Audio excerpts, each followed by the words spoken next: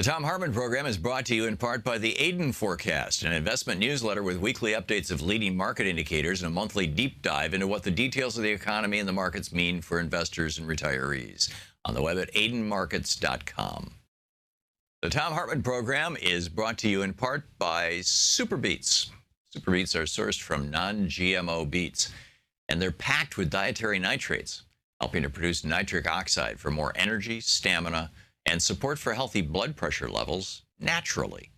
For more information, call 800-223-8242 or visit freespeechbeats.com.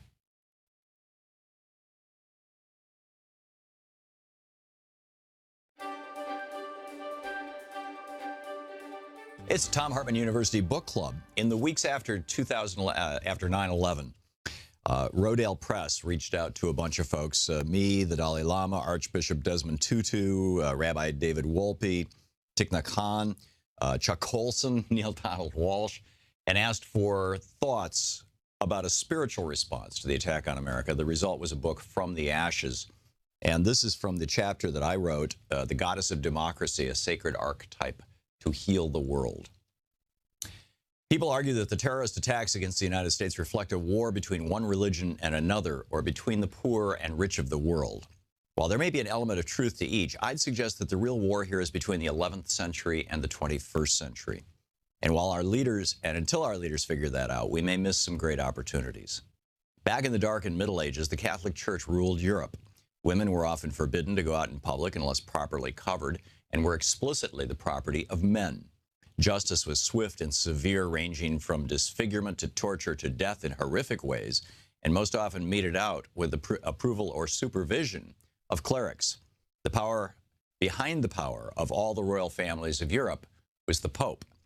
On November 27th, 1095, Pope Urban gave one of history's most famous speeches to the Council of Clermont in France, calling for a holy war against Islam to unite factious Europe. Dr. E.L. Skip Knox of Boise State University in Idaho summarized the Pope's speech. The noble race of Franks must come to the aid of their fellow Christians in the East. The infidel Turks are advancing into the heart of Eastern Christendom. Christians are being oppressed and attacked. Churches and holy places are being defiled. Jerusalem is groaning under the Saracen yoke. The Holy Sepulchre is in Muslim hands and has been turned into a mosque. The Franks must stop their internal wars and squabbles.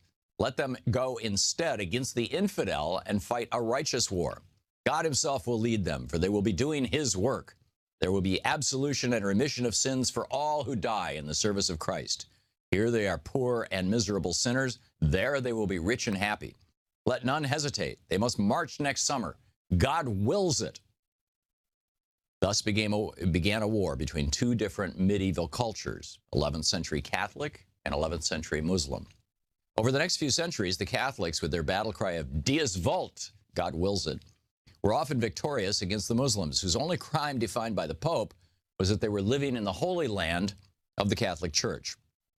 Medieval historian Raymond of Aguilles wrote the following eyewitness account of the attack and seizure of Jerusalem in 1099 by the triumphant Christian Crusaders. Quote, some of our men cut off the heads of their enemies. Others shot them with arrows so they fell from the towers. Others tortured them longer by casting them into the flames. Piles of heads, hand, and feet were to be seen in the streets of the city. It was necessary to pick one's way over the bodies of men and horses. But these were small matters compared to what happened at the Temple of Solomon, a place where religious services were ordinarily chanted. What happened there? If I tell the truth, it will exceed your powers of belief. So let it suffice to say, this much at least, that in the temple and portico of Solomon, men rode in blood up to their knees and bridle reins. End of quote.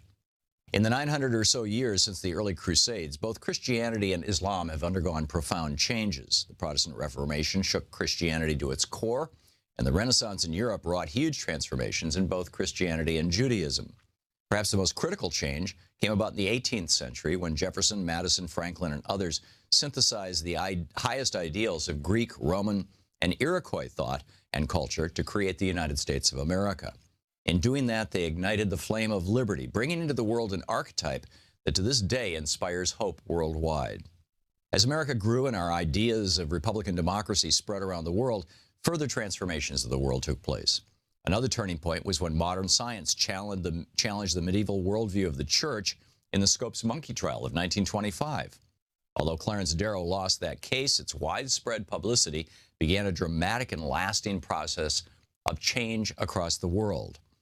The American dream is a powerful and pervasive force in the world, even if the sometimes imperialistic behavior of our transnational corporations is often at odds with our own ideals. That dream has wafted over the entire world and is still so powerful that people are willing to die for it. In China, the Tiananmen Square protesters marched to their doom in 1989, carrying a 37-foot-tall papier-mâché replica of the Statue of Liberty, which they had renamed the Goddess of Democracy. Of course, there are still pockets of medieval perspective in the Christian world. The post-disaster comments of Jerry Falwell and Pat Robertson, who have said they had just witnessed the wrath of their God, who had lifted the veil and allowed the terrorists to act because of their God's anger over homosexuals, liberals, and the ACLU, reveals that such a worldview is still alive and well in a small fringe of Christianity. Some Christians are still today willing to commit terrorist acts of murder or mass murder. Timothy McVeigh and those who murdered numerous abortion providers all claimed their acts are grounded in Christianity and biblical teachings.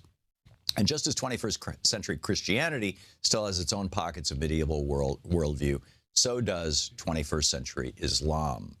And then it gets into, how these reformations happen and, what we hope to see in among those right-wing crazies in Islam. The book is From the Ashes, a spiritual response to the attack on America.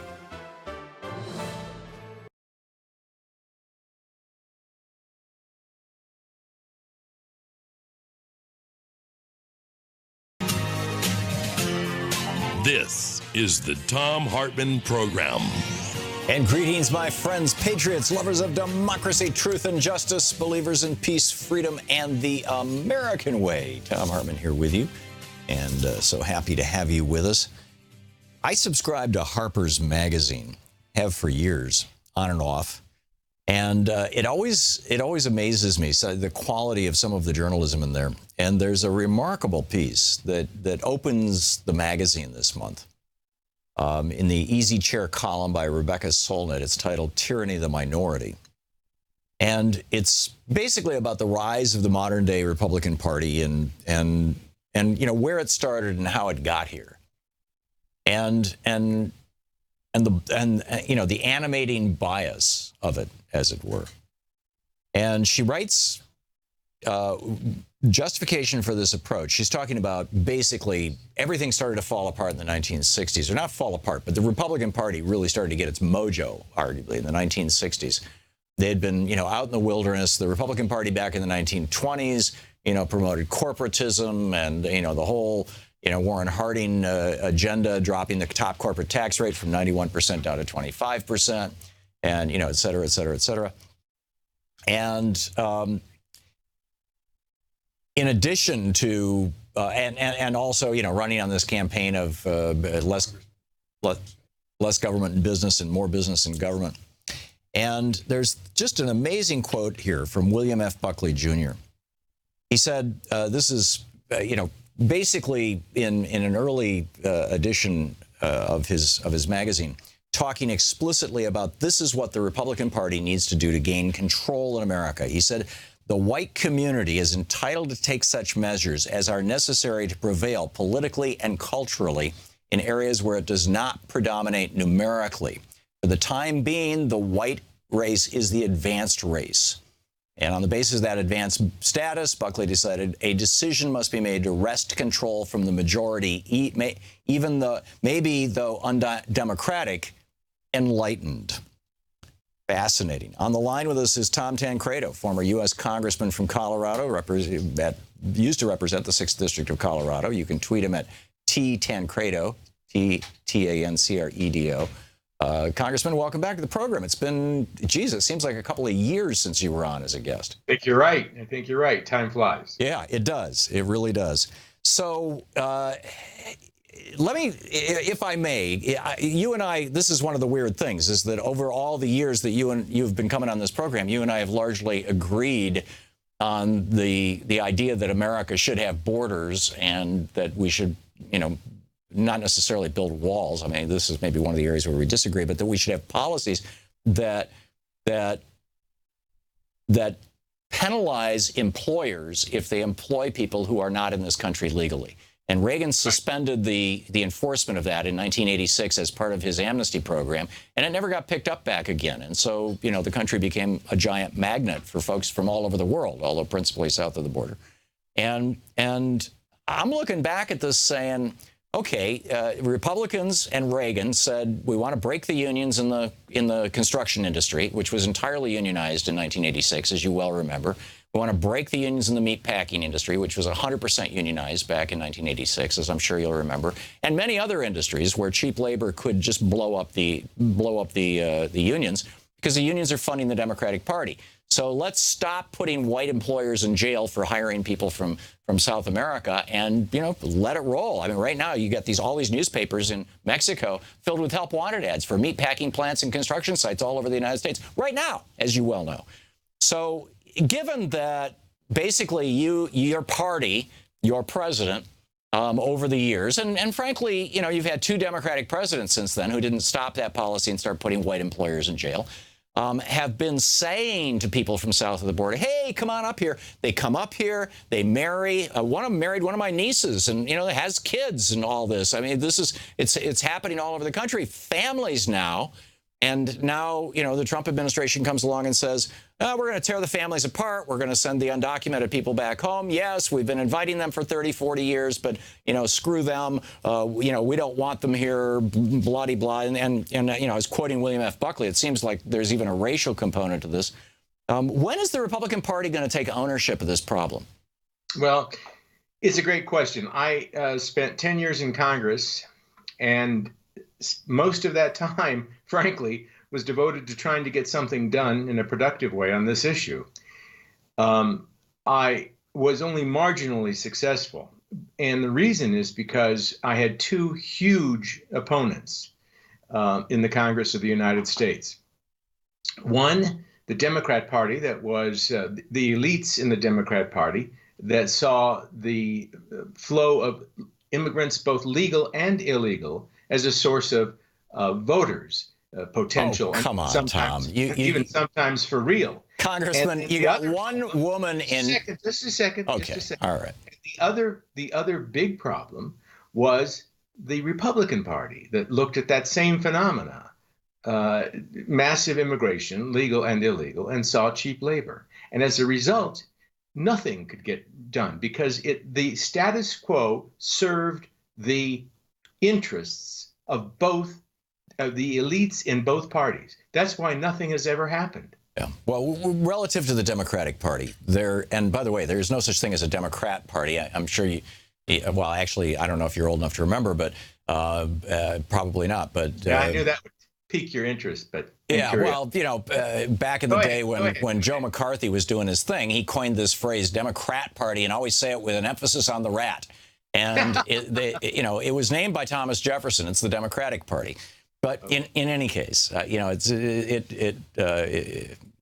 so with regard to the Democratic constituency, I get it that there's been a certain amount of pandering to a U.S. citizen Hispanic base. And to that extent, perhaps the Democratic Party has seen this, the institutional or the elites in the Democratic Party have seen, unrestrained, basically, immigration from south of the border as something that is going to work to their benefit. But I'm skeptical of that. But this whole idea of, illegal voters, I mean, even the Secretary of State of New Hampshire came out and said the president lied about this. And he's a Republican. Yeah, well, I think he lied. I think he hasn't the slightest idea, actually, to say anybody lied about it, one way or the other. You can say, I don't believe them. I don't think it's accurate. But when you see, he has no idea. The governor. George W. Bush spent $74 million. He fired 7 federal prosecutors because they wouldn't investigate this. Idea of how many people voted illegally. The state of Colorado, for instance, is a place in which you can vote by just showing up on election day, claiming to be a citizen, and showing a bill for your utilities. That's it. No one has the slightest idea how many people voted illegally. So it's anybody's guess. We'll put it that way. But Congressman, you can also walk into any 7-Eleven in America. But if you stick a candy bar in your pocket and walk out, you can go to jail. If you walk into a voting place and you say, I'm a citizen and I'm here to vote, and they find out that you're not, you go to jail. And Republicans have been aggressively trying to find these folks and try. Who looks? Tell me. Show me one attorney general. Who looks back in the 1960s? Show me one attorney general in any state in the nation, Tom. Chris Kobach. That actually goes after that. I'd be fascinated. Chris Kobach has spent virtually all his time as we've been going after it. You have no proof of that whatsoever. Chris Kobach in Kansas has spent virtually his entire career trying to find people voting illegally in Kansas. He hasn't been able to. His career has been spent trying to stop sanctuary cities. And he's trying to suppress the vote with interstate cross-check. Come on, we both know this. He's got this list of 7 million people who have similar names in different states, and he's bumping them off. Over 1 million people got bumped off the off the voting rolls. I mean, you want to try to list all of the things that you have to show a government-issued ID for in this country, as opposed to it doesn't matter. People aren't going to risk going to prison for 8 years. Why can't you show a government-issued ID to vote? What is suppressing the vote about that, really and truly? What do you, honest to God, believe that there are millions and millions of people out there? When you write voter ID laws that say that I won't show that. It's scary. I'm scared to do that. I'm intimidated by showing my driver's license or state-issued ID. That's ridiculous, Tom. You know that. And Tom, that most or Congressman, most of these voting laws are very clearly tailored to knock out young people who don't yet drive, may not have driver's licenses. State university students, we don't accept state university ID, even though they check, this is a state institution and they do check citizenship. No, you can't use that. But you can use a gun permit in Texas. I mean, it's like, what kinds of ID are white people more likely to have versus what are the kinds of ID that students, elderly people, and people who live in cities likely to have? And people who live in cities don't have driver's license. Come on, I could play you a half a dozen clips of people in your own party saying we're using voter suppression to try to win elections. In cities can't get a state-issued ID. It's the simplest thing in the world. There really is no problem there. Yeah, right. That's why Scott Walker closed half the state ID offices and cut them back to 2 days a week to make it harder for people to get those IDs. Yeah. Come on, Congressman. You know what's going on here. We all know the game that the Republicans are playing. We know, I guess. And one of us is right and one of us is wrong. Hey, I guess we have to let anybody else kind of figure out. I would say that, I do disagree with you entirely. This BS canard that your party has been feeding the American people has been going on for the better part of 2 decades, and that's why you got 23 states that have highly restrictive voting laws. I just think it's tragic that your party believes that the only way you can continue in power is to make sure that people of color, people who are poor. It's just the opposite. If the Democrats if the Democrats saw the Democratic Party, if it saw a massive change in the way immigrants vote, believe me, immigrants don't vote. 50 feet high with gun turrets on it and broken glass. Immigrants don't vote. Stop. It is political. It's all political. Oh, entirely. Yeah, this is Republicans engaging in voter suppression. I thought you guys believed in a republic. Altruistic. So altruistic. I thought you believed in a republic. Oh, come on. It is totally. James Madison is rolling over in his grave, Congressman. Well, he may be, but it surely isn't as a result of anything we're saying here, or at least I am. Well, I think that the Republican Party is following the tradition of let's only have white male property owners vote, which is something, by the way, that Steve Bannon endorsed a few months ago, you'll recall. No, but I take your word for that. I don't recall that. But yeah, his exact quote was he mused about the desirability of limiting the vote to property owners, and then when he was questioned, he said, well, maybe that would exclude a lot of African Americans. And Steve Bannon said, quote, maybe that's not such a bad thing. You can read it in Harper's, page 5, the current edition. Okay. And it goes on. I mean, this. But I guess neither of us are going to convince the other of this. But just a final question. We've got about a minute left. At what point is the Republican Party going to say, let's go back to the policies pre-86, pre-Reagan, and start putting rich white employers in jail and acknowledge that we have an illegal employer problem rather than an illegal immigrant problem? When people can't get jobs, they, unless they're, married into a family or something, in which case I think we should welcome them. They're going to go home.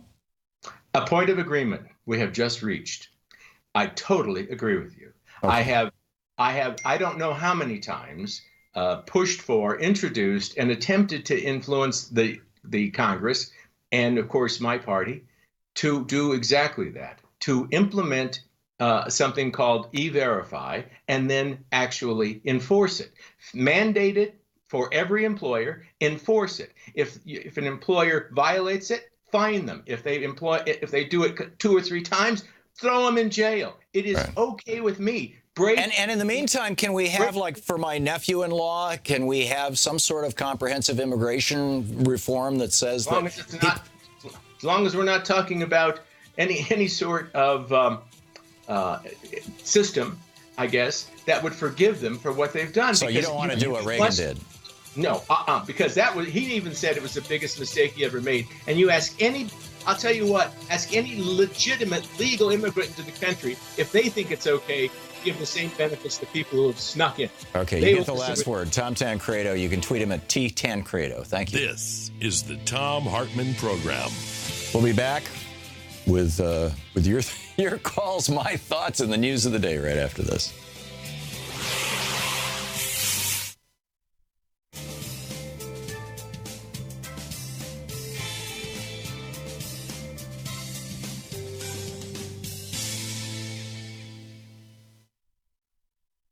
And welcome back. Thom Hartmann here with you, and trying to fire up my call screener. Is something funky about our software here, so I can't see your calls. Come on, our computer's wonderful. There we go. Now I can see. Oh, that's great. We've got a bunch of calls. And so Mike in Lady Lake, Florida. Hey, Mike, what's on your mind today? Thanks for watching Free Speech TV. Just calling back again. I used to be a reporter in the Dayton, Ohio area, and I used to cover John Houston when he was a state rep for the state of Ohio out of Kettering, and he moved on up, and now he's, of course, he's Secretary of State, and he himself says that, this whole thing about he's a very partisan Republican, just want to point out. He said it's very much ridiculous that there's any such thing as all this voter fraud that they're talking about. And, it's amazing. What do they say? Like almost 4,000 counties in the state of the United States, and most of them are run by at least bipartisan election commissions locally. It'd be one heck of a conspiracy of all time if we had just 3 to 5 million votes all over the country or whatever. Yeah, it doesn't exist. Yeah, it simply doesn't exist. This is just won't give it up, though, will he? I mean, no, none of them are going to give it up because it's helping them win elections. If you can suppress the Democratic vote by 5 or 10%, which or even 2 or 3% in a lot of places, which they have been able to successfully do, then you can win an election. And I think it's just it goes beyond tragedy. I mean, it's almost criminal that an entire political party is basing its electoral strategy on preventing people from voting. We did that for a long time. It was called Jim Crow, and in part, and it's wrong. It's just simply wrong.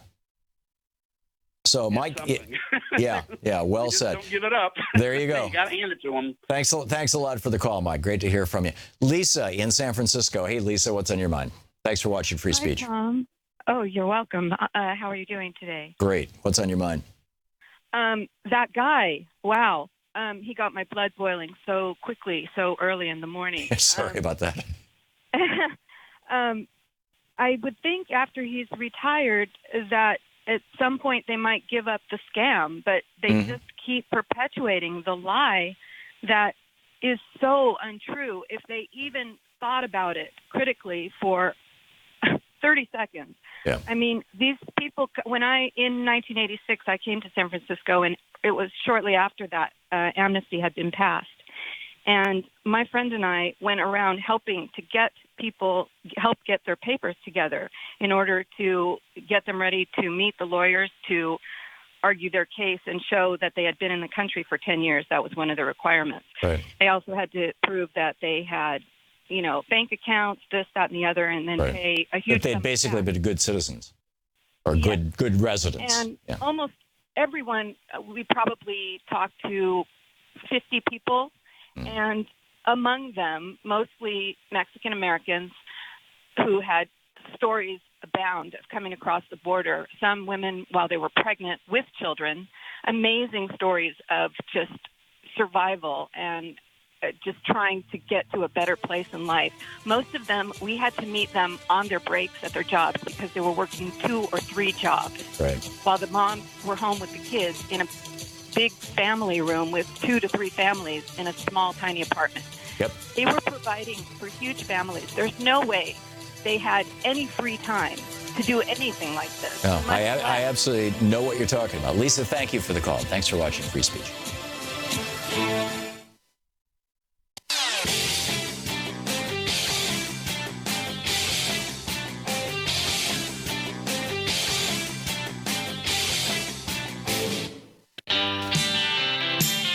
Welcome back. Thom Hartmann here with you. Just quickly, I wanted to point out to you an article over at thinkprogress.org by Alan Rupar. It's titled, Department of Homeland Security Officially Spreading Lies About Immigrant Crime.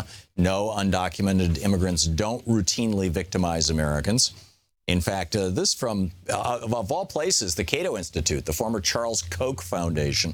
And, the Koch brothers funded right-wing libertarian think tank. And they said, the Cato Institute says one study found that roughly 1.6% of immigrant males 18 to 39 are incarcerated, compared to 3.3% of native-born males 18 to 39. So, and that was over 3 decades, from 1980 to 2010. Another found that the phased rollout of the Secure Commission's immigration enforcement program did not reduce crime in affected communities. But weirdly, the Secretary John Kelly in this memo says, accordingly, I'm establishing the Victims of Immigration Crime Engagement Office, VOICE, within the Office of the Director of ICE, that will create a programmatic liaison between ICE and known victims of crimes committed by removable aliens. Now, what they're doing is they're creating a giant straw man. They're looking for people who've been the victims of crimes committed by people who are in this country illegally. And there are victims out there, and there are crimes. And, it's something that law enforcement is attending to and has been all along. But what they want to do is they want to start moving those victims into commercials, moving them onto the news, bringing them into campaign rallies, giving them a very high profile so that those victims become the face, people whose families have been hurt by people who are criminal illegal immigrants, become the face of all this. Well, I think all of us agree that if somebody is a criminal, they should get kicked out. No doubt about that. But, this is a quote, problem that was created by the Republican Party. And at least Tom Tancredo had the courage to say, yes, my party is just as culpable on this thing as anybody else's. We'll be back.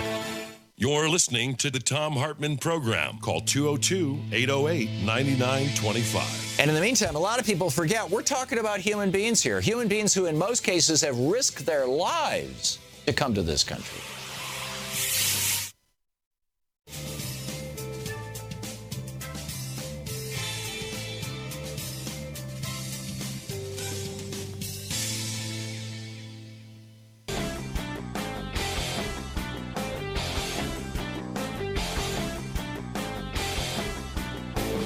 One of the things that I wanted to mention earlier in the week, a couple of days ago, it was announced that the Nobel Prize for Economics was given to Oliver Hart and Bent Holstrom on contract theory.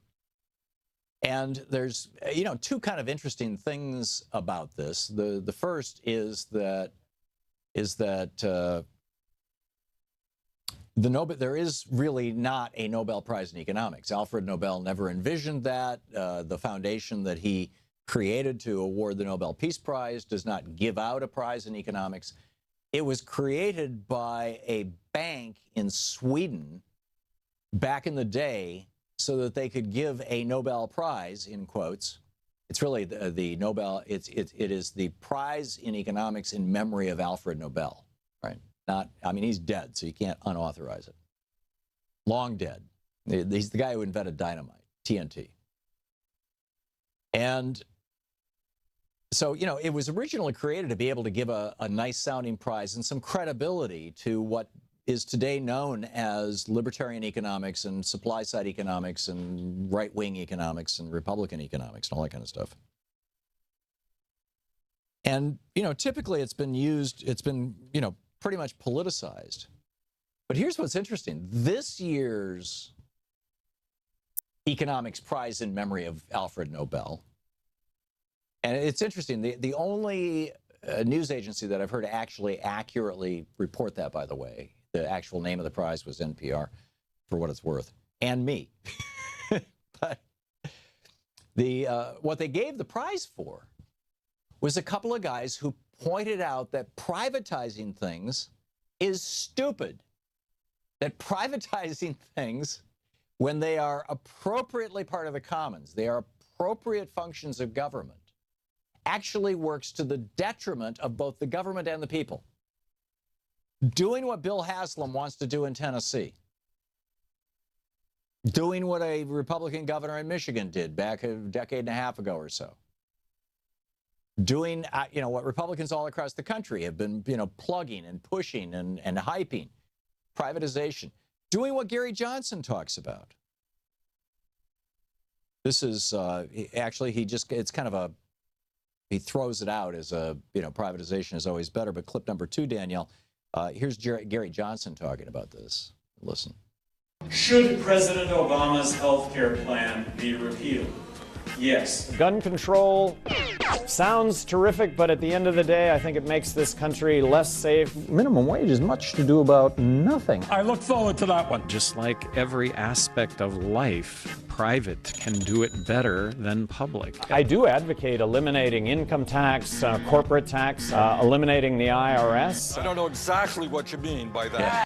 So they've intersliced Bernie kind of commenting on Gary Johnson. This is from the Democratic Coalition Against Trump, this video. But this is The Guardian Larry Elliott in The Guardian wrote a piece about this so-called Nobel Prize in economics.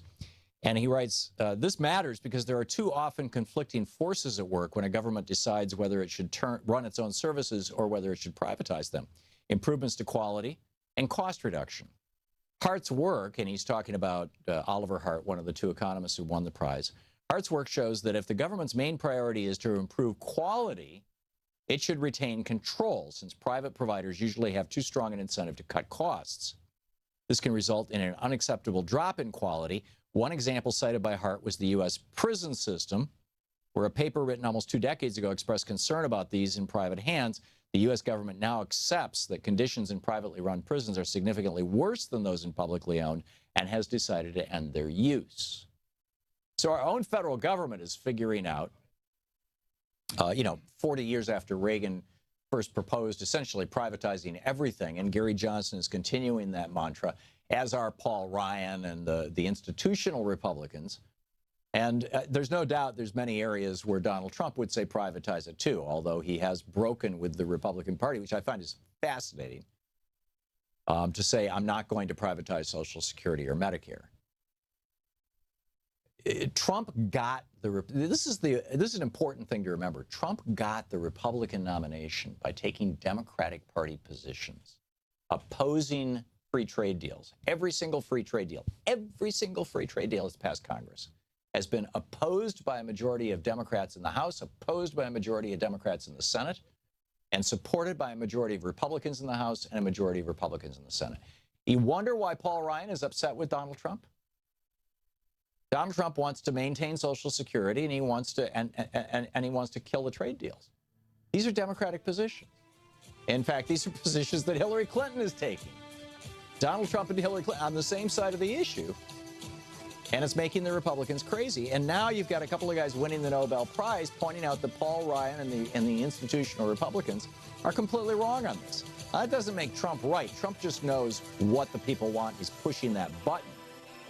It doesn't mean that he's truthful about what he's going to do. After all, he is a Republican.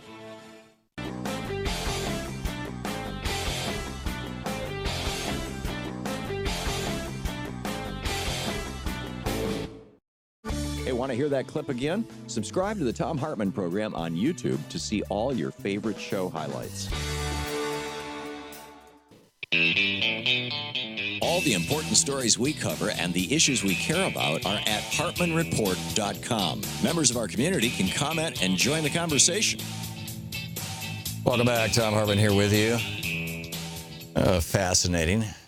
So we have now the DHS and ICE actually lying to us about the impact of, quote, illegal immigrants. Nobody is talking about any kind of comprehensive immigration reform, even though John McCain, Marco Rubio, you know, the whole gang of 8, they put this thing together and rolled it out, and it passed either the Senate or the House, as I recall. I'm pretty sure it passed the Senate and died in the House. I think it was John Boehner who killed the thing during George Bush's presidency, as I recall. That wasn't it. Tail end of Bush, or maybe it was early Obama. But whatever it was, I mean, you know, this was not a controversial idea until the Republicans decided, oh, my God, we can't have brown people voting in the United States. Are you serious?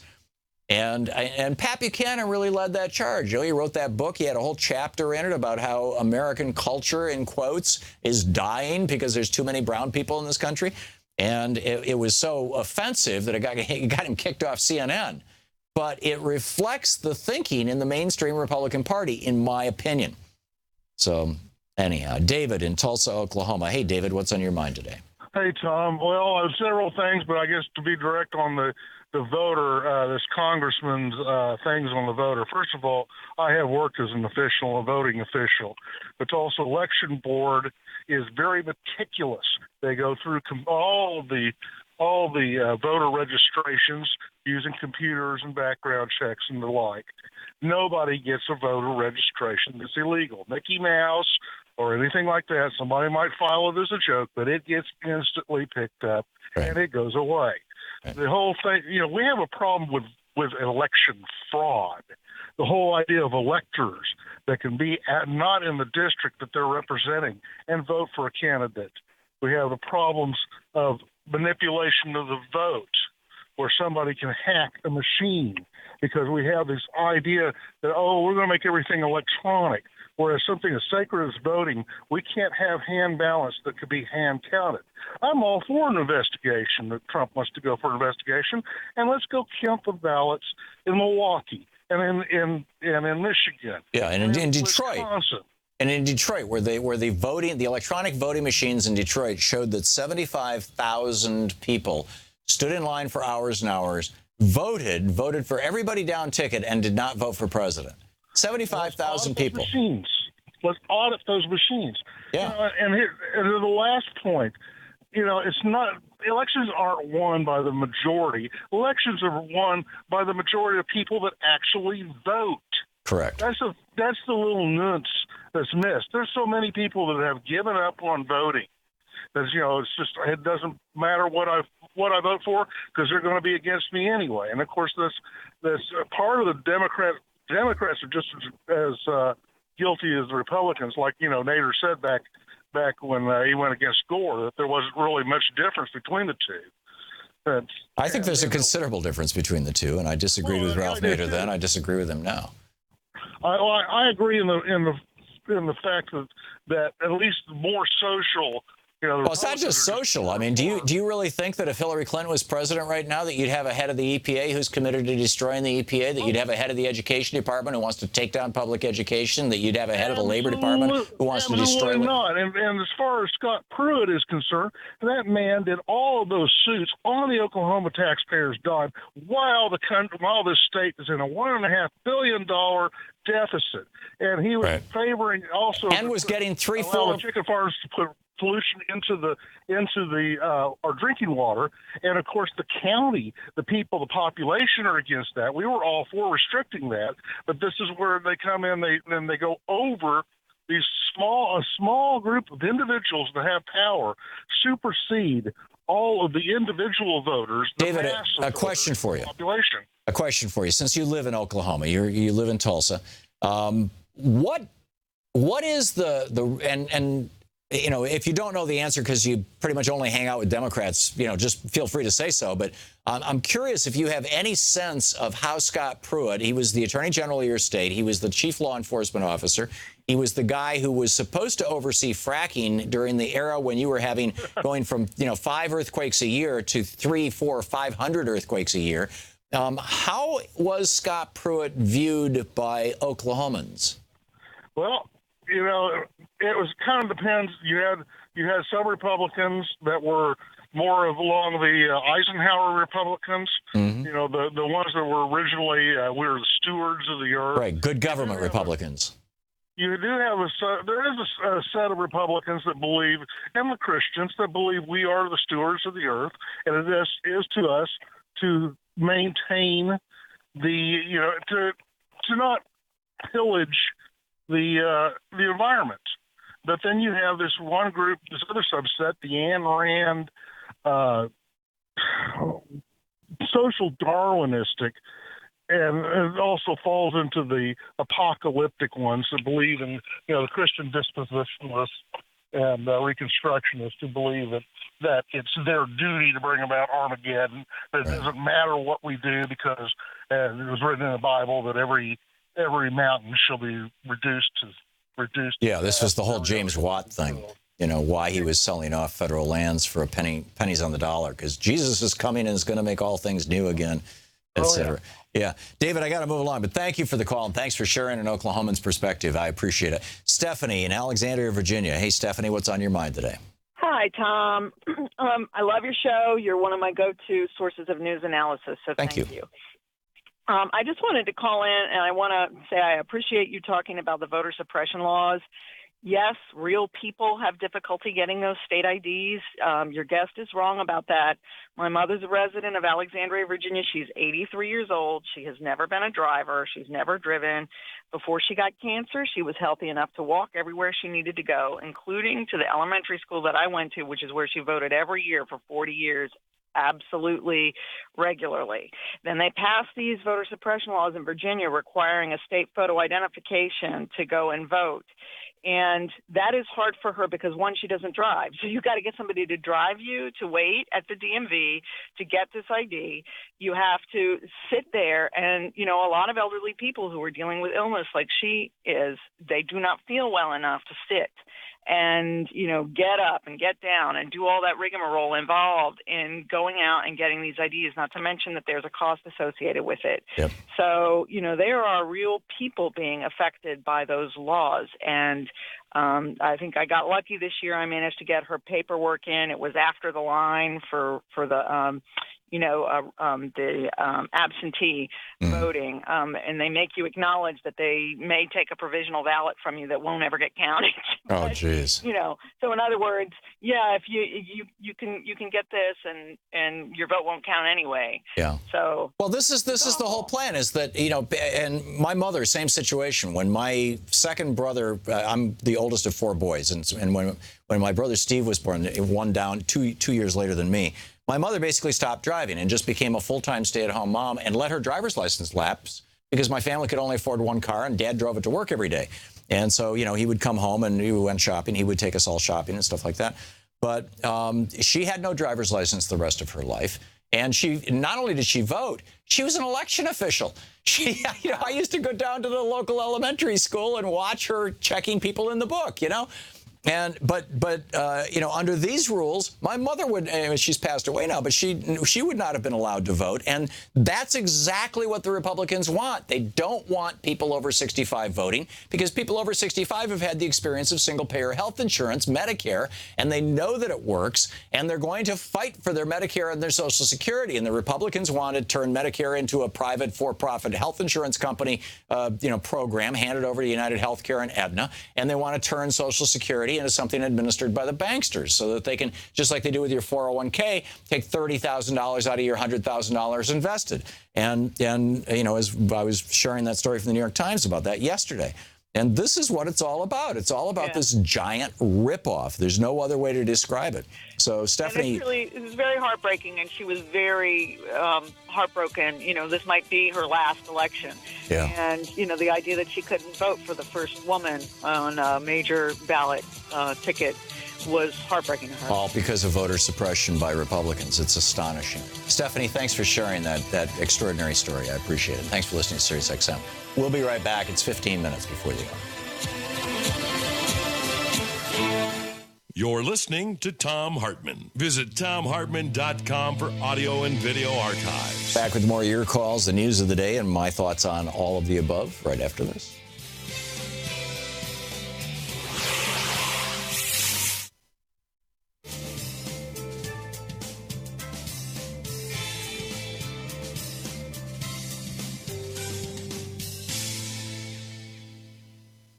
And welcome back. Bill, watching Free Speech TV in San Diego, California. Hey, Bill, what's up? How's it going, Tom? Good. Thanks for taking my call. Sure. I wanted to get your opinion on this progressive slogan here I've been thinking of here. Okay. It applies to foreign and domestic policies. Mm-hmm. 3 words. Kindness costs less. Okay. What does that mean? Just that, any policy that tends to favor kindness over brutality will cost the taxpayer less in the long run. Yeah. No, okay. Money or lives or... Yeah. It could be challenged just, factually, but my biggest concern with it is that it's kind of a variation on Nancy Pelosi's statement the other day after the Democrats all had this weekend huddle. I think it was 2 weekends ago.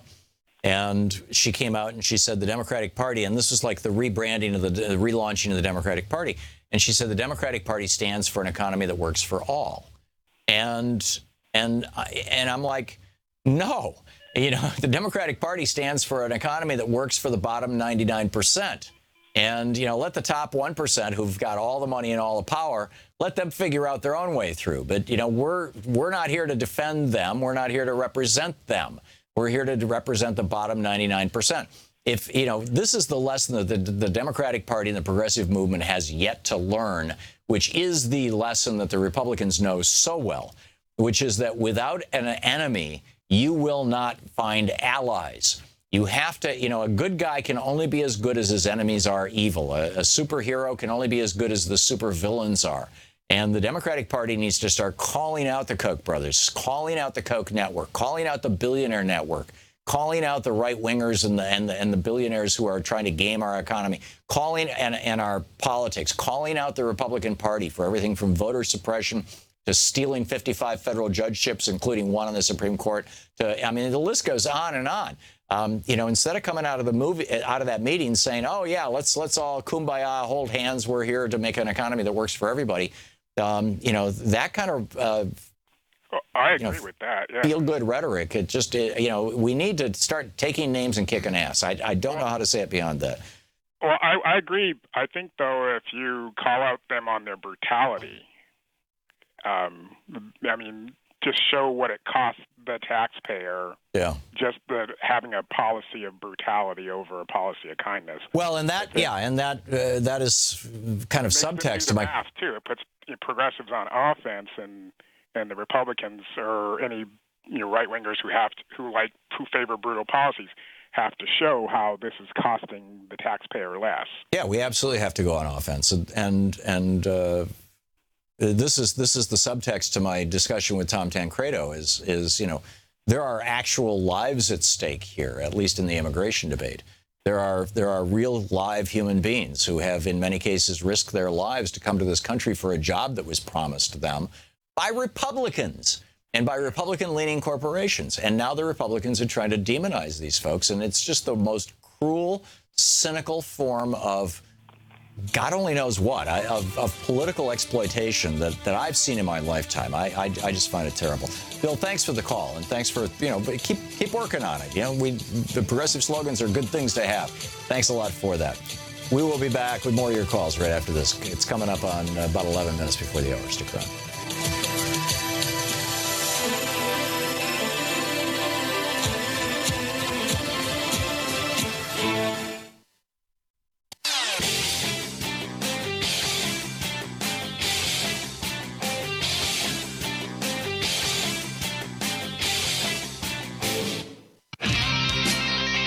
Welcome back. Thom Hartmann here with you, and Doug in Hamul, California. Hey, Doug, what's on your mind today? Hey, Tom, how do you hear me? I hear you just fine, Doug. Hey, Tom, what are you going to do when President Trump signs the National Voter Registration Act of 1993 to include proof of citizenship and real photo IDs to vote? So you actually have to prove who you are and that you're a U.S. citizen to vote, which we don't have now. And if you say you do, and if you say right now that we do under those laws, you're lying to everyone on your air. We have no proof of citizenship requirements to vote, and that is the problem. Doug, how often do you go into stores in the average week? Say what? How often do you evade the question again, Mr. Hartmann? Evade it? No, I'm answering it in Socratic fashion. How often do you go into retail stores in an average week? How often do you go to the liquor store to buy booze? How often do you go into a retail store? How often do you go to a liquor store to buy?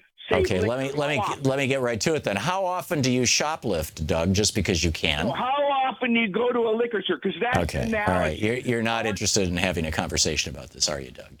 It's like going to the liquor store. Okay, how often do you go to the liquor store and steal booze, Doug? 21, and then you get to buy liquor. Right. So how often do you go to the liquor store? To say that. How? No, Doug. You go to a liquor store and you. Okay, Doug. Thanks a lot. Jim in Calhoun, Georgia. Hey, Jim, what's on your mind? Hi, Tom. How are you? I'm well. Wow, that was a doozy. Well, the point that I was trying to get to with Doug, and you know, he rarely lets me make my points, but voting when you're not a citizen is a crime. There's a woman sitting in jail looking at 2 8-year sentences down, and I think it's in Arizona or Texas, for being an undocumented immigrant and having voted. She's lived in this country for 20 years. She wasn't even undocumented. She had a green card. And she thought that entitled her to vote. She was wrong. But she's looking at 16 years in prison. Nobody, I think, you know, who's well-informed, and certainly I don't think anybody can pretend not to be well-informed about our voting laws anymore, wants to go to prison. And it's the same reason that people walk into retail stores and don't walk out with their pockets full of junk. It's illegal. Nobody wants to go to jail. And you know, the fact that voting while not a citizen is a crime, it's a felony in every state, somehow has completely missed the Republican Party. Anyhow, Jim, to you. I'm sorry. Don't worry about it. Yeah, my personal experience from where I live, and again, I live in a place that probably Jesus himself couldn't be elected as a Democrat, but when I switched my address to where I live, my wife and I did it at the same time, and we both registered to vote through the Georgia Department of Transportation. And she received her card, and I didn't, and I thought it was odd, and because, you know, we both did it at the same time. What I realized is I was born in Massachusetts, and she was born in Georgia. So there is a way to tell the difference between the two of us. So when I went down to the hall and said, "Where's my voter registration card?" they said, "Oh, you're in a pile over there." And I looked at a desk that had a pile of papers, probably, I don't know, thousands of them. And I live in a county that's very small. But she allowed me to vote because they had early voter registration, so I was allowed to. To this day, I still have not received my voter registration card. Do you know if you were given a passport? I have a driver's license, and I'm a business owner and everything. So, yeah. Jim, do you know if you were given a provisional ballot? So, do what? Do you know if you were given a provisional ballot?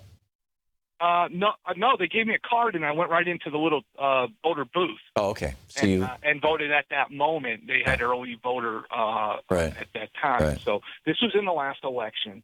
But again, on another topic too, your earlier caller, this is absolutely true. The problem is in the voting machines. Now, I work on electronic instruments, not voting machines, but they are highly sensitive and very accurate equipment. I get inquiries. They're actually Windows computers, Jim. Most of the voting machines in the United States are basically Windows computers. They run on an old Windows operating system that is antiquated and insecure. Right, but we don't have we don't get a receipt. I get a receipt for a pack of gum when I buy it at the convenience store. Right. So how do I know when I punch in all these things and it reviews my vote? what actually goes on that card when they give it back to the lady. Yeah, no, you don't know, and that's why I used to live in Georgia, and it's been geez, almost 20 years I think since we lived in Georgia, but used to be fairly familiar with Georgia politics, and I think it was the election of 2002 when Max Cleland was running against Sonny Perdue, as I recall.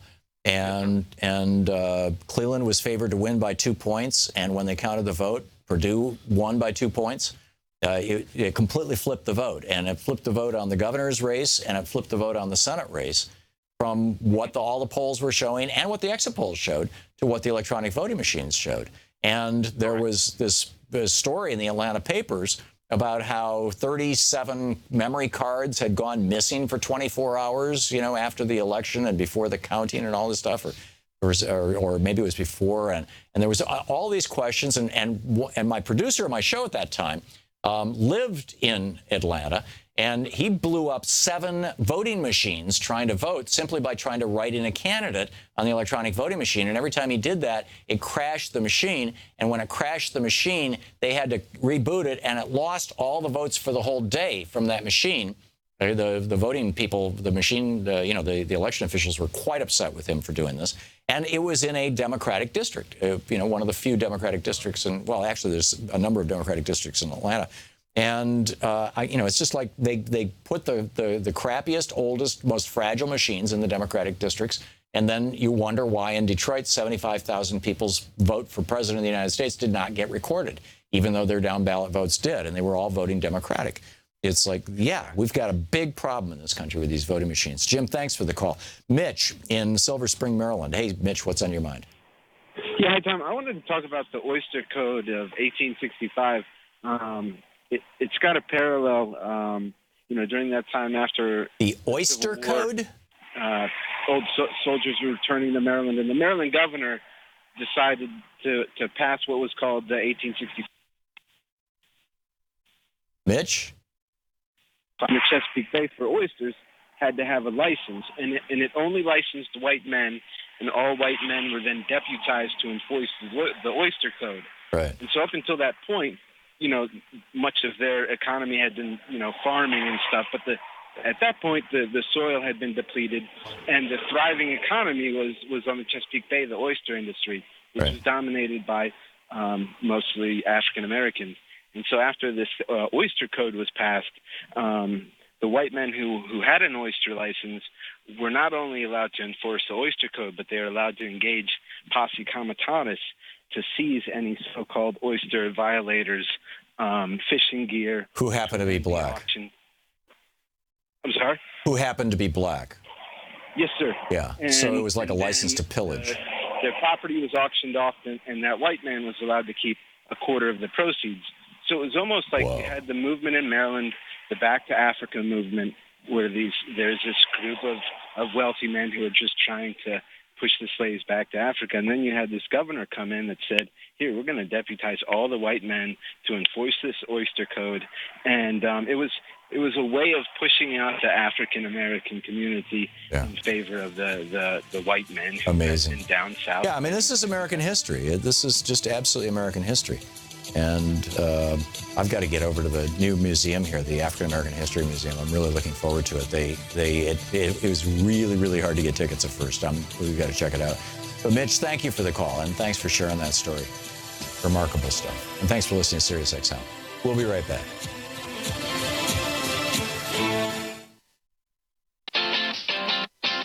You're listening to Thom Hartmann.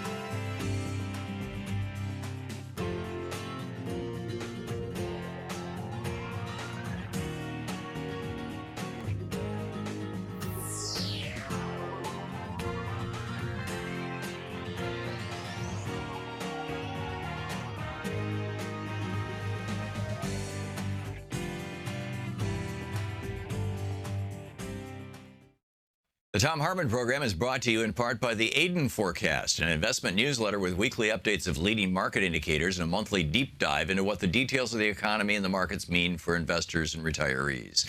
On the web at aidenmarkets.com. Wines have some of the highest pesticide levels in our food chain. This hour brought to you by ecowine.com. Pesticide-free wines, organic wines, imported from France by the organic wine company, ecowine.com. The Thom Hartmann Program is brought to you in part by Super Beets. Super Beets are sourced from non-GMO beets, and they're packed with dietary nitrates, helping to produce nitric oxide for more energy, stamina, and support for healthy blood pressure levels naturally. For more information, call 800-223-8242 or visit freespeechbeets.com.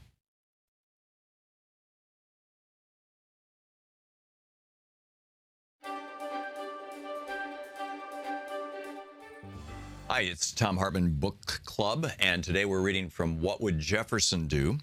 And this is from the chapter Warlords, Theocrats, and Aristocrats Rise Again. The subchapter Theocrats Attack Democracy.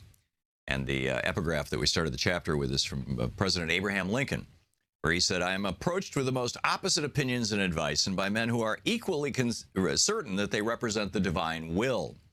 I hope it will not be irreverent of me to say that if it is probable that God would reveal his will on such a point so connected with my duty, it might be supposed he would reveal it directly to me." So this, the subhead of the chapter, America is a Christian nation. No, it's a nation where a lot of Christians live. And I read about Judge Moore and his Ten Commandments thing and his statement that, you know, America was founded in Christianity, and then proceed to share the founders' actual view on this. Our founders were both well-schooled in the history of the Crusades and knew from firsthand experience with Puritanism how oppressive religious men could be, even with small amounts of political power. Ben Franklin fled Boston when he was a teenager, in part to escape the oppressive environment created by politically powerful preachers.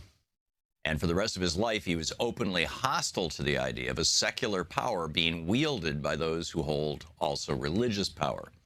Although he was fascinated by the spiritual experience, Franklin had little use for the organized religions of his day. In his autobiographical Toward the Mystery, he wrote, quote, "I have found Christian dogma unintelligible.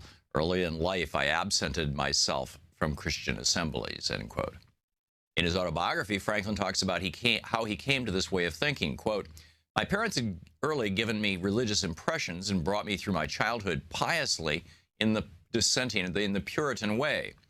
But I was scarce 15 when, after doubting by turns of several points, as I found them disputed in the different books I read, I began to doubt of revelation itself. Some books against deism fell into my hands. They were said to be the substance of sermons preached at Boyle's lectures. It happened that they wrought an effect on me quite contrary to what was intended by them, for the arguments of the deists, which were quoted to be refuted, appeared to me much stronger than the refutations, and I soon became a thorough deist," end of quote.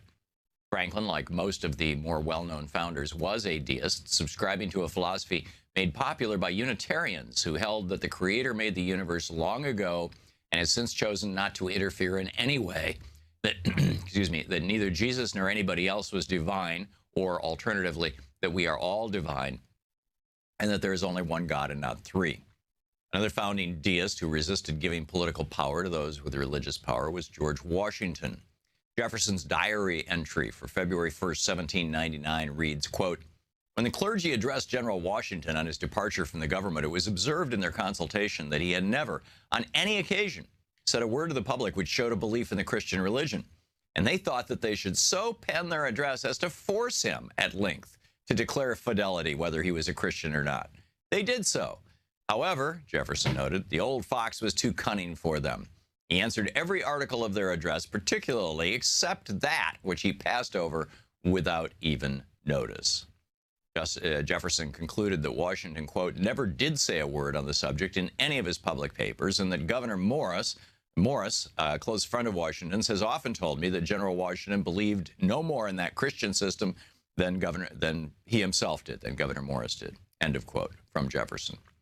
In fact, President George Washington supervised the language of a treaty with African Muslims that explicitly stated that the United States was a secular nation. The treaty with Tripoli, worked out under Washington's guidance and then signed into law the next year by John Adams in 1797, reads, quote, "As the government of the United States is not in any sense founded on the Christian religion, as it has in itself no character of enmity against the laws, religion, or tranquility of Muslims, and as the said states never have entered into any war or act of hostility against any Muslim nation, it is declared by the parties that no pretext arising from religious opinions shall ever produce an interruption of the harmony existing between the two countries," end of quote. But for the founders, this wasn't just an issue of being Christian or not. They didn't want any organized religion mixing its functions with government. For example, on February 21st, 1811, President James Madison vetoed a bill passed by Congress that authorized government payments to a church in Washington, D.C. to help the poor. Faith-based initiatives were a clear violation, in Madison's mind, of the First Amendment doctrine of separation of church and state, and could lead to a dangerous transfer of political power to religious leaders.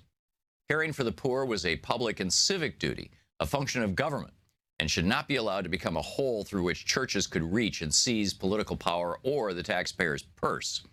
Funding a church to provide for the poor would establish, in Madison's words, a legal agency, a legal precedent that would break down the walls of separation the founders had put between church and states to protect Americans from religious zealots gaining political power.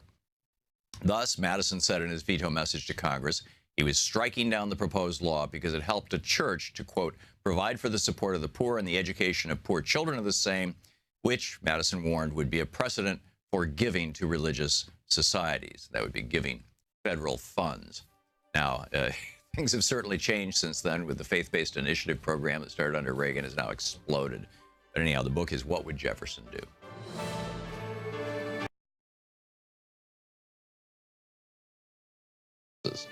The book by Ralph.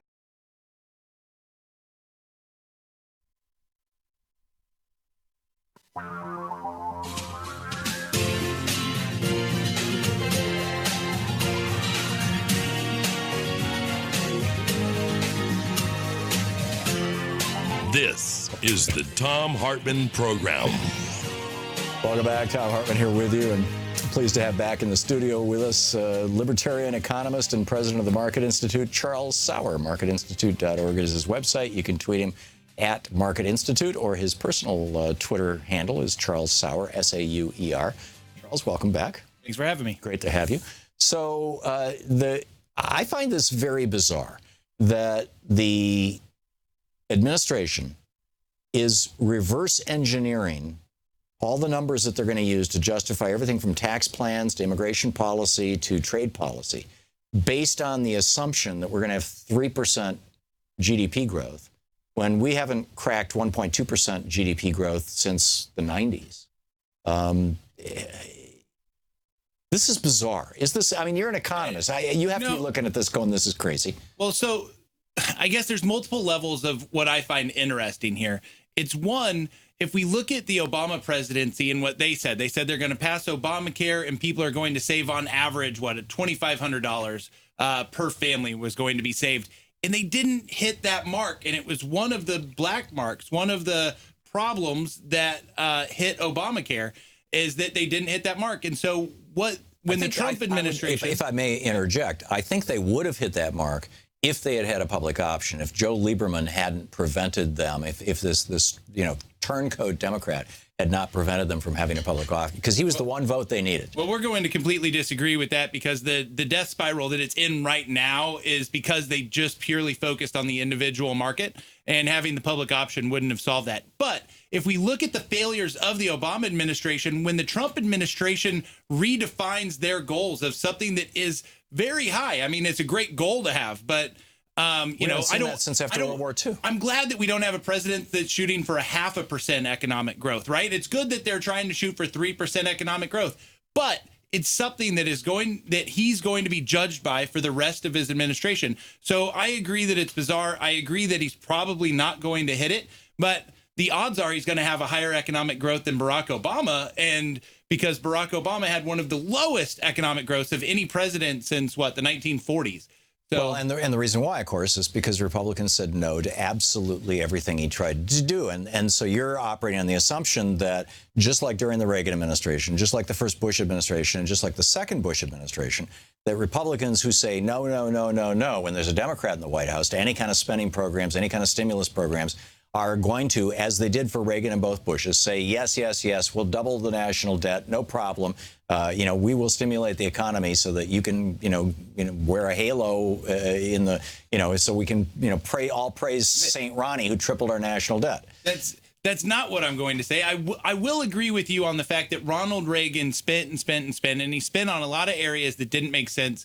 It's something that could Republicans and conservatives, but Republicans and conservatives don't hold George W. Bush up on a pedestal the way that they hold Ronald Reagan up on a pedestal. How is it any different than Reagan? He lied to the American people about what he was doing. He lied us into a couple of wars that cost us, $4-5 trillion when all was said and done. That's exactly what I was getting ready to say, but it makes more sense, or it makes a bigger effect if it comes out of my mouth. We generally know that you were going to hate on Ronald Reagan, but the fact is that Ronald Reagan shouldn't be on this pedestal. The war on drugs, a lot of the things that he did don't make sense for economic growth in a real economy.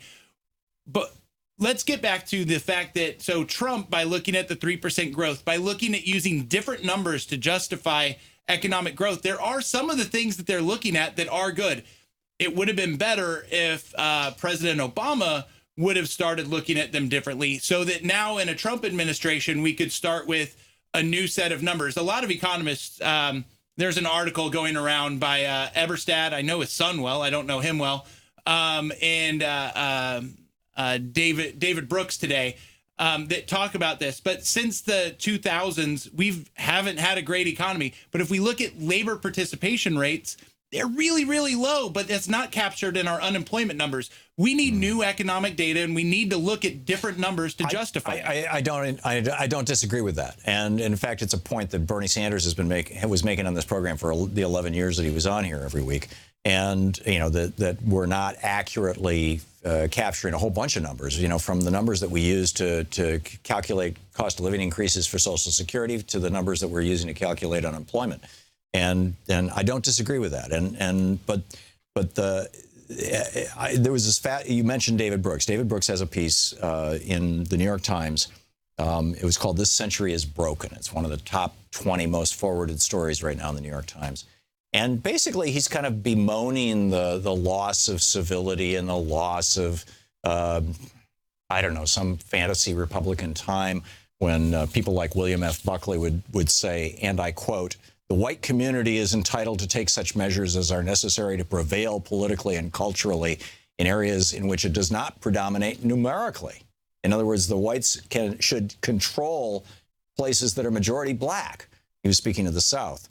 And then he will go on to say, for the time being, it is the advanced race. I mean, this has become the part of the DNA of the Republican Party, and I think it's very problematic. That's an interesting way to move it off. But, this is really the baby boomer war on millennials here. I don't think so at all. I mean, you read Brooks's piece, and it's like all this kind of hand-wringing, and then you read the comments and read the reader's pick comments, and person after person after person is saying, this started with Reagan, this started with trickle-down economics, this started with so-called free trade, this started with union busting. All those things drive down the wealth and the income of working people and drive up the wealth and income of the top 1%. How is that good for America? Reading the comments of somebody that's using anonymity in the comment section to not to attack David Brooks and what he did, but he was basing a lot of his article off Eberstadt's article, who is actually a good economist who's doing good work. And so, their numbers show that the actual change in the economy was the 2000s. So sure, you can insinuate that it goes back there, but that's not where the academics are. That was the end of the dot-com bubble. If you want to join the non global warming believers, then you can go and believe what numbers you want to. But the science and the economics change in the 2000s. Did you just acknowledge global warming? Wow, that's the inverse of what I said. Was an acknowledgement of that. Where I go with is with the science. When the numbers point to something, global warming or climate change is happening, but the science doesn't necessarily. 2,300 warm records last month, 79 cold records last month. The science doesn't point to the fact that it's human induced, but is there something that we should? The science doesn't show that. You just don't. We don't have a percentage. If you look at the equation as an economist, we have different variables. We happen to only talk about the variables that we have an assurance of, but we don't talk about the variables at all that we don't know. So you think that throwing 600 billion tons of carbon into our atmosphere over roughly a 120-year period has had no effect? Well, you're going to... the thing is that we don't know, and scientists don't know the level of effect that has. Scientists do know. We know There's that no dispute about this. We know that when a volcano burps, it'll put out more than all of us will in what for a day or two. No, it's actually a couple of years or something. If you want to go back to the beginning of the Permian mass extinction, yeah, the Siberian traps poured out enough heat and enough gases to trigger a mass extinction. But look, that's a very different thing. But look, when I'm talking about global warming or what we're going to do, I want to talk about the fact that we recognize that something's going on. When the left talks about it, we have something like what Governor Cuomo's doing. He talks about climate change and renewable energy, and then what does he do? He taxes people to give money to his crony friends and not do anything about it. So his crony friends who are running nuclear power plants, renewable energy, nuclear power plants, not renewable energy. In that regard, I don't disagree with you. I'm not a fan of nuclear power. We actually need to do something that matters. I'm not a big fan of Mr. Cuomo either, but yeah, we do need to do something that really matters to stop carbon from being thrown into our atmosphere because it's poisoning our Earth. You're not going to stop carbon from going into the atmosphere. Carbon is something that's being produced since the 1850s. No, it's the percentage change. I don't actually. You would know the percentage change. I'm not going to run into that brick wall, but we don't know how much from other aspects, other variables. We do. The climate is changing. We do. This is there's actually good research the on this. Arctic was 50 degrees warmer than it should have been this last winter. 50 friggin' degrees, Charles. No, you used some words there that shouldn't be. The National Center for Policy Analysis has a great primer on this where they talk about the different variables that change the environment. You should not be taking numbers from right-wing think tanks that are funded by fossil fuel billionaires. You should be taking numbers from actual scientists. Go to NOAA. The scientists that they're actually grabbing numbers from there are very high-level scientists. Well, then they're cherry-picking their data because there's an absolute scientific consensus in this country. There are no scientists, zero, who are not funded in part or in whole by fossil fuel interests who say that global warming is not a problem and is not anthropogenic, is not caused by human beings. And the scientists that are funded by the left, lo and behold, come out with the same statements that the left wants them to come out with. Funded by the government, funded by universities, funded by good old-fashioned scientists. They're saying this. And yet somehow you believe in those numbers, but when we talk about the numbers in the economy, you don't want to agree with those. So we can pick and choose what numbers we want to agree with. I tend to just choose numbers. Yeah, okay, all right. But you choose your numbers, I'll choose. Okay, all right. Charles Sauer. You can tweet him at Charles Sauer. This is the Thom Hartmann Program. As in at Charles, S-A-U-E-R. Charles, thank you. Thank you. It's good to have you with us. We'll be back.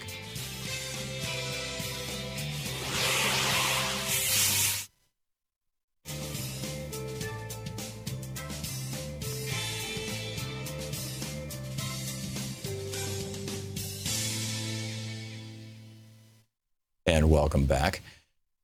Whew. What a day, huh? Andrew why is my computer not taking the click? For some reason, please don't tell me you're locking up again. Let's try, no, it's not. This is very strange. Okay, Nate, just FYI, I am quitting out of the call screen software here, and then I'm going to reopen it because it was not allowing me to click on things. And yeah, things are flaky from time to time. What can you say? So, but I did want to take a call or two from our Free Speech TV listeners during this break. So it'll give me just a second to bring this up. And there we go. Okay. Hang on just a second. Okay, Andrew, it says you're on the air now. Andrew, can you hear me? Yes. Great. Is it Gardner, New York? Yep. Great. So what's on your mind, Andrew? Thanks for watching us on YouTube. Oh, thank you. I want to talk about voter suppression. I think I have a possible solution or something that could help. Sure. I call it automatic rank choice party line voting. Mm-hmm. And you would register once and pick your 3 favorite parties. Like I would pick Green, Working Family Parties, and Democrat. Democrat is my safe choice.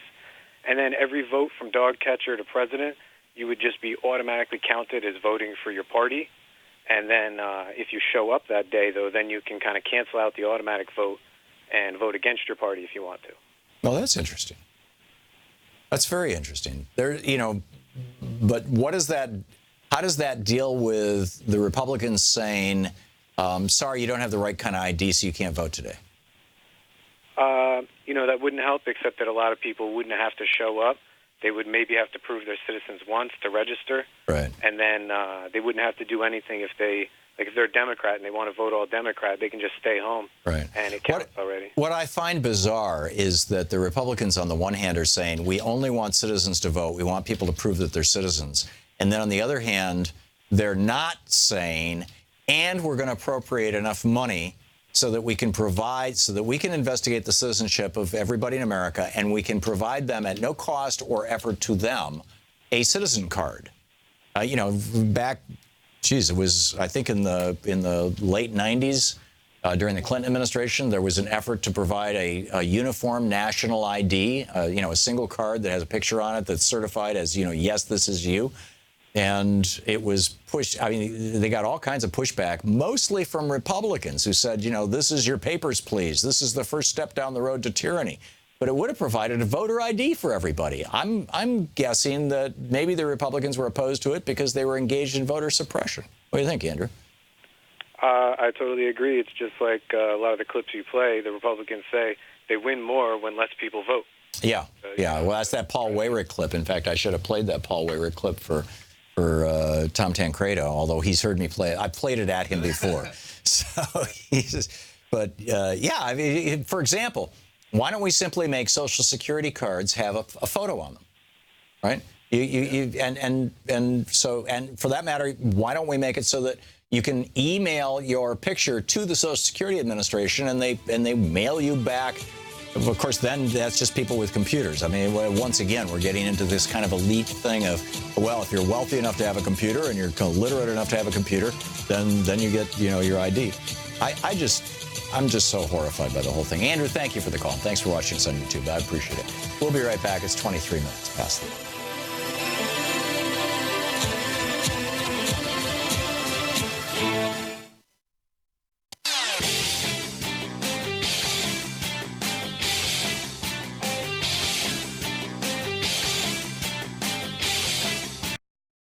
This year's election results have generated fear, sadness, and despair. In the days and months ahead, our democracy may face a crisis of historic proportions. But there is good news. There is good news. There is good news. Thousands of people are stepping forward in solidarity, resistance, and resolve. We join them. We join them. We join them. In standing with the most vulnerable communities among us. Those most likely to be targeted by new restrictions and policies. We will tell their stories here. Here. Here on Free Speech TV. We will lift their voices here. Here on Free Speech TV. In the difficult times ahead, know that we will be with you 24 hours a day. Every day. You are not alone. You are not alone. You are not alone. There are millions of us. Raising our voices and hearts together as one. We've got your back. We got your back. Free Speech TV's got your back. The revolution is in progress. Welcome back. Thom Hartmann here with you. Boy, what a day. What a day. What a day. George in Chicago. Hey, George, what's on your mind today? Hi, Tom. Good to talk to you. Thank you. I wanted to talk about what earlier caller Doug had to say, but just an aside to your previous guest, Mr. Sauer. I'm not a scientist, but I'm pretty darn sure that volcanoes do not put out carbon dioxide. and the effect that volcano eruptions have on the climate is generally to cool the temperature, not increase it. Yeah, because of our particulate matter. But they actually do emit both carbon dioxide, sulfuric oxide, or sulfur dioxide, nitrous oxide, and there's a whole bunch of greenhouse gases that do come out of volcanoes. But I'm happy to stand corrected on that. But it would have to be. I mean, there's a pretty broad consensus that the Permian mass extinction, which was the worst extinction in the history of the Earth, 96% of all life died. This was 250 million years ago. That it was caused by this massive eruption in Siberia that's referred to as the Siberian Traps, and it was an area probably the size of, maybe twice the size of New England, all of New England, all those states, and continuously erupting for 1,000 years. And that eruption, that poured all this stuff into the atmosphere. But anyhow, back to you, George. Yeah, and he obviously hasn't talked to any climate scientists if he thinks that they think that human activity has no effect. That's another matter. Yeah. I think Doug needs to be reminded that a Supreme Court justice, I'm sure he worships, Antonin Scalia, informed us that the Constitution contains no affirmative right to vote. It's not a right of citizenship. We don't have it. Why he is so demanding that people show hard identification for something we don't even have an absolute right to is puzzling. Secondly, since the states have most of the control over the election process, any state can allow legal resident aliens, green card holders, to vote in local, county, and state elections, and some have. States can allow 16 and 17-year-olds to vote in local, county, and state elections, and some have. Oh, you're right. The 20 whatever it is amendment, the one that lowered the voting age to 18, only applies to federal elections, doesn't it? Yeah. And I'm a little upset with the Democratic Party that they haven't gotten way out ahead of the curve on this and proposed a national voting identification card that would be easily available at a variety of offices. They did propose that. Federal employees that would come to your village hall on a regular basis so that you could just get your voter card, and there'd be no cost because that would be a poll tax. That's Yeah, it is a poll tax, George. But the Democrats did propose that back during the Clinton administration, and there was about 4 months of hysteria all over Fox so-called news and the whole right-wing blogosphere and everything else. And Drudge and whatnot, about the Democrats are trying to create your papers, please, Nazi-like state or the communist state, just like the old Soviet Union or East Germany, where, at any moment in time, a police officer can walk up to you and say, let me see your ID. And, actually, and the effort wasn't to create an ID that was, specifically for voting, but it could certainly be used for that. A national ID system that just simply demonstrated citizenship and residence. And, it's starting to look more and more like perhaps a good idea. And I could see, trucks coming around neighborhoods like they used to do with mammograms back when they were harder to find and harder to get. And, signing people up right in front of their house, and producing ID. I mean, we've got technology where you can produce an ID in a truck with no problem. All you need is an alternator and, an inverter to make 110 for the equipment. There should be ways to do this. There are ways to do this, but the Republicans will not support those things because it would cost money. And so you're right. The burden to produce that ID it falls upon the individual voter, and that, in my opinion, is a poll tax. And I wish that would get before the Supreme Court, although given the nature of the Supreme Court up until recently, it's unlikely anything would have happened. George, thank you for the call. Thanks for listening to WCPT. We'll be back in just a moment. You're listening to the Thom Hartmann Program. Call 202-808-9925. Back with more of the news of the day and your calls right after this.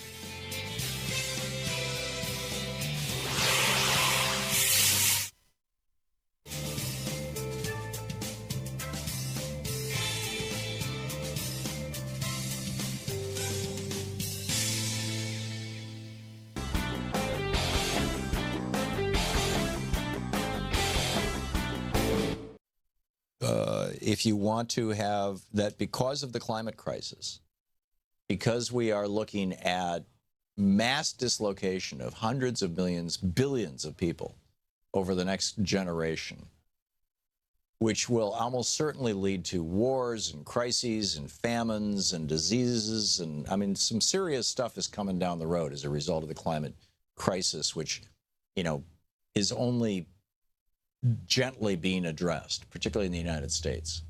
In fact, in the United States, it's, quote, still controversial, which is such nonsense. But in any case, he's saying that the answer is to have fewer children.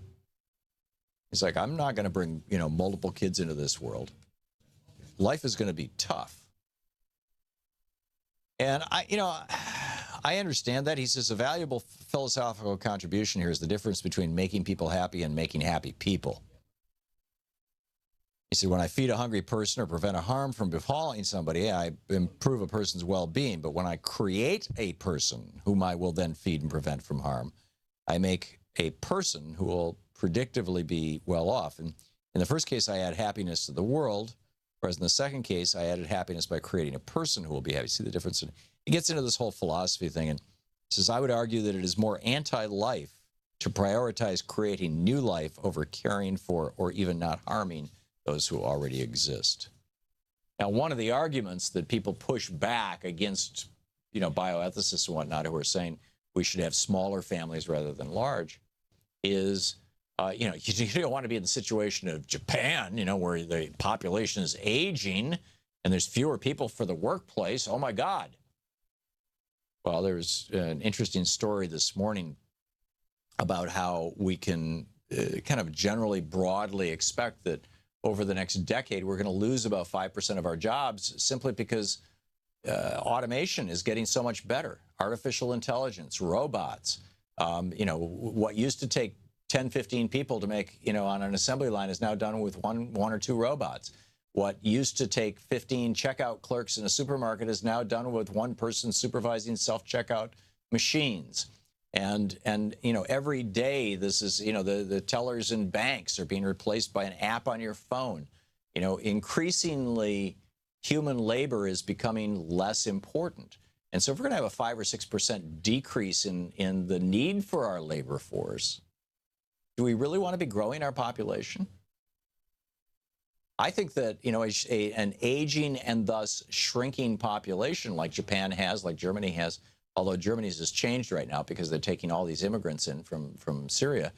But, an aging and diminishing population actually drives up the price of labor. It increases the demand for labor, which increases wages, which stimulates the economy from the bottom up, and which produces a positive outcome. In fact, I mean, the best example of this is what happened with the bubonic plague in the 1340s, I think it was, or the 1430s, I forget which, but it was back in the day, right? When a third of the population of Europe died from the Black Plague. What happened? A third of the population gone. What happened? What happened was the Renaissance. People went from being serfs, from being the property of the owners of the land on which they lived, along with the land. They went from being the property of people to becoming independent men mostly, but work people, workers. And they were able to set their own wages. And in fact, they started forming guilds, what today we would call unions. The Masons came out of that era, at least in a more modern form. And as people were able to charge more for their labor, because there was more demand for labor, because a third of the population was dead, people were able to charge more for their labor. People were able to work fewer hours and have more leisure time. And what did they do with that leisure time? They invented democracy.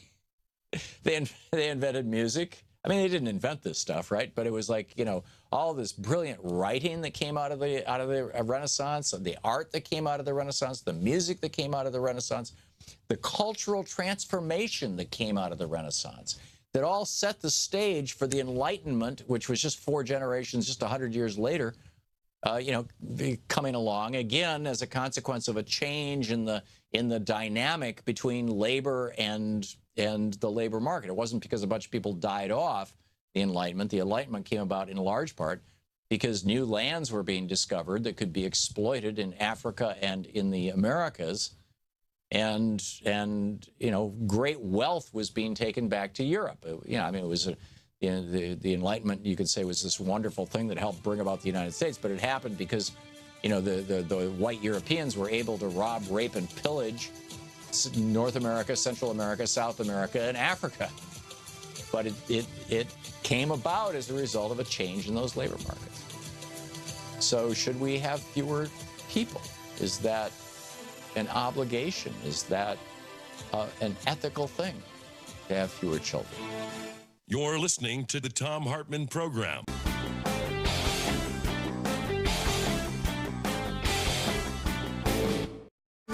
Want to connect with the show online? You can find the Thom Hartmann Program on Facebook, Twitter, and Instagram.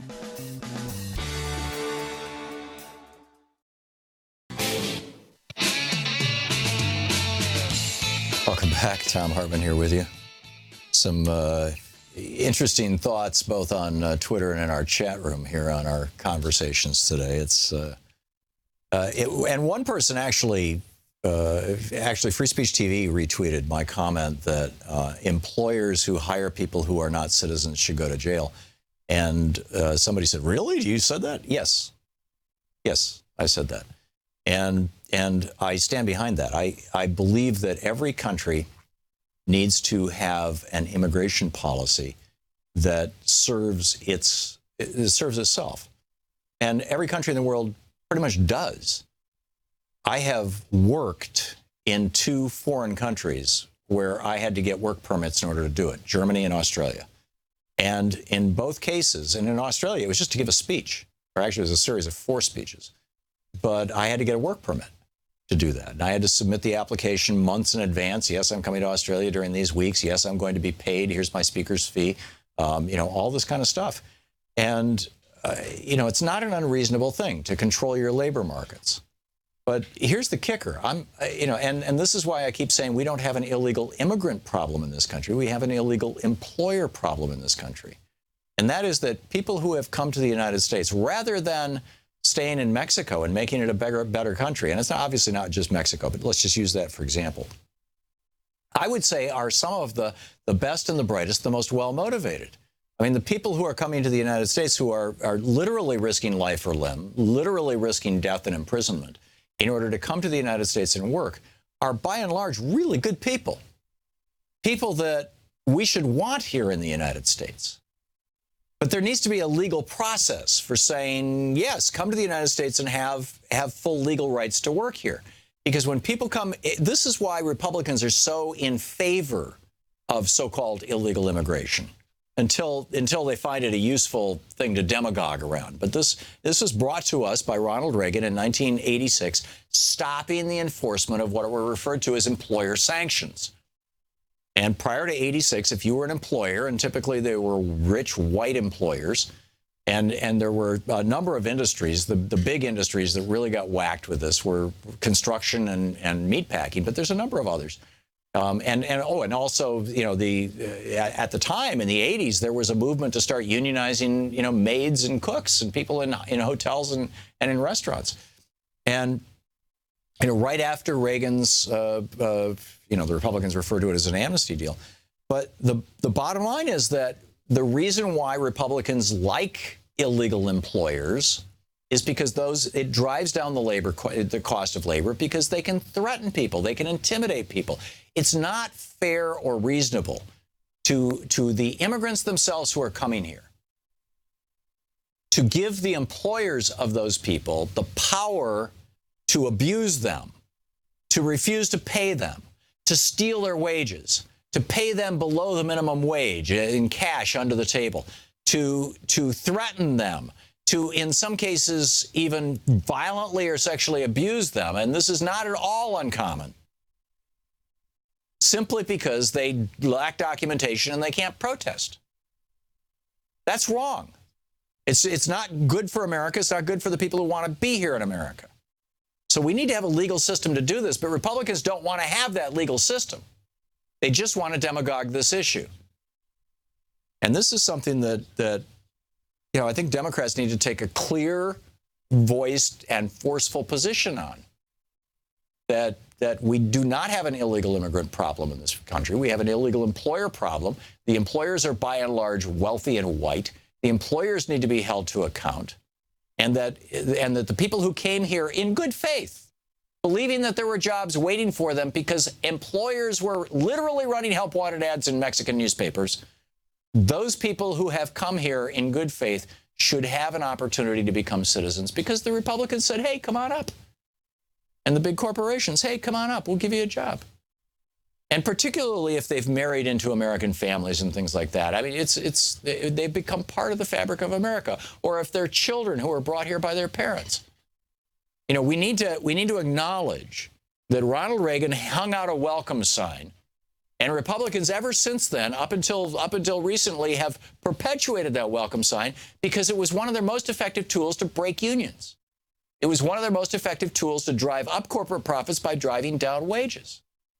And then you get a populist coming along like Donald Trump saying, no, wait a minute, it's driving down wages, which is the, you know, basically the Trump base response to that. And it's true, it has been driving down wages. And so, you know, we need to deal with it in not only a rational fashion, but a humane fashion. We're talking about human beings. We're talking about people, you know, people with feelings just like everybody. The Republican discussions so often just throw this into the abstract as if, oh, it's illegal immigrants or illegal aliens. Right. I'm sorry, human beings are not illegal. They might have committed an illegal act, but they're not illegal. They're people. So let's have comprehensive immigration reform. There were a few Republicans who were actually in favor of this, Marco Rubio and John McCain, for example. Let's have comprehensive immigration reform and clean this act up, and let's start holding employers responsible so that we can reunionize some of these industries, and we can bring back, you know, a decent wage in the United States for the people who are here rightly. Anyhow, end of my rant. I've said this many times over the years. I have not changed my opinion on this. I wrote a chapter in my book, Rebooting the American Dream, back in 2010, I think it was. About this and saying what I just said, and I think it's real. Anyhow, Laura in Chicago. Hey, Laura, what's on your mind today? Hey, Tom. How are you doing? Well. Good. I want to just give you a recommendation, then I want to talk about personal experiences around the employers bringing in, you know, undocumented to work. But I did want to tell you about climate change. You know, the righties have all these, you know, all this fake science about climate change. It's really, really good to talk to them about ocean acidification because they don't know a thing about that. And you can really blow a hole in their arguments. And it's really affecting the amount of oxygen in our environment. I have read studies where the oxygen is about 20% of our atmosphere, and we may have reduced the level of oxygen about 1%. Yeah, it's also our environment. It's also killing off the sea life at the bottom of the food chain, the zooplankton that have calcium exoskeletons, even though they're very, very small, and krill and whatnot, because the acidity of the ocean prevents the calcium from forming correctly. And the consequence of that is echoing all the way up and down the food chain in the oceans. That's exactly right. So they just it cuts them off guard, the righties, when you bring up ocean acidification. Yeah. They just don't know what. Yeah, you're right. I should have. Recommendation. Okay, so about the employers. In 1990s, late 1990s, I was working as a physician in an occupational health center here in Chicago, and the employers were bringing in undocumented workers and providing them with fake Social Security cards and other documentation by the thousands. I had collected a list of 100 companies that were doing this, and I gave it to the federal government at that time, many levels of the federal government, and nothing was done at all. It was absolutely the employers that were doing it. Yeah, it's good for business. I mean, I would argue it's bad for business ultimately, but the take on this of the establishment was it's good for business. It increases corporate profits to drive down labor costs. And if you can have frightened people who are in the country without documentation, literally illegally, and then they are scared to death of being kicked out of the country or being put in prison for that, then it's a lot easier to tell those people, you will work for me for $3 an hour, or I will call ICE. And that's exactly right. And that's what happens. Exactly right. And we need to stop fooling ourselves about it. The federal government did absolutely nothing. Yeah. Absolutely nothing. I had it well documented. I had their case all set. Wow. Nothing. Yeah. So the second thing I wanted to talk about was the voting. Okay, so I'm also a member of a voting rights group here and election integrity group. It's called Who's Counting Chicago, and we work really closely with the Illinois Ballot Integrity Project. And we've been observing the elections as citizen monitors for since 2004, where we get poll watchers out across the city. And I personally usually go to 20 or 30 precincts in a single election day, covering these poll watchers and different problems that they may have and things like that. And we do not see illegal, undocumented human beings coming in and trying to vote. That is not what we see in Chicago. That's the last thing they want to do is show up at a government office, which is what a polling place is. Yes, here I am. It's like, that's exactly right. They please arrest me. At the polling places, but we do here in Chicago. We're kind of known for our election fraud, and so we do see an occasional political operative, someone tied to an alderman or somebody trying for re-election, coming in and trying to vote twice, or vote for dead people. We've seen that. Vote that they take addresses from apartment buildings that are vacant, and they make phony voters. They create phony voters that would be in that apartment building. We have seen that, but I will tell you, it is 100% American citizens who are doing this. They are doing it for their, usually for pay for their, political bosses. Yeah. So, and we don't see very, very much of it, but we do see it. I do have to tell you. That's and so one of the things I wanted to remind everybody, when people register to vote, they have to provide a Social Security number. They have to provide when they register. And depending on the state, they have to provide other documentation, right? Driver's license number and things like that.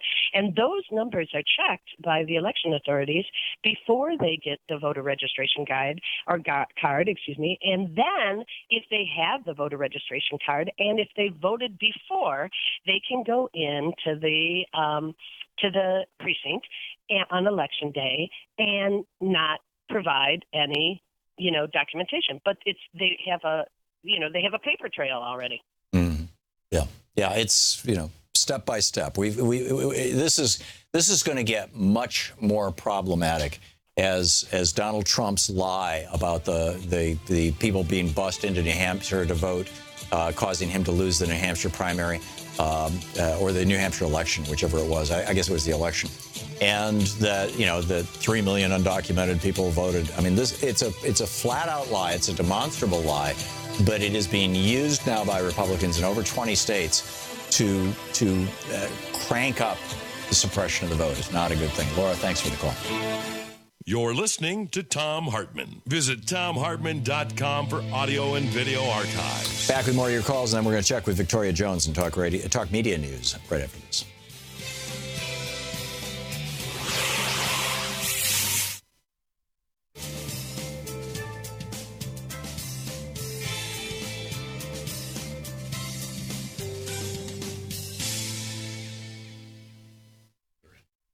And welcome back. Thom Hartmann here with you, and Jennifer in Madison, Wisconsin, watching us on Free Speech TV. Hey, Jennifer, what's on your mind today? Hi. Good to talk to you.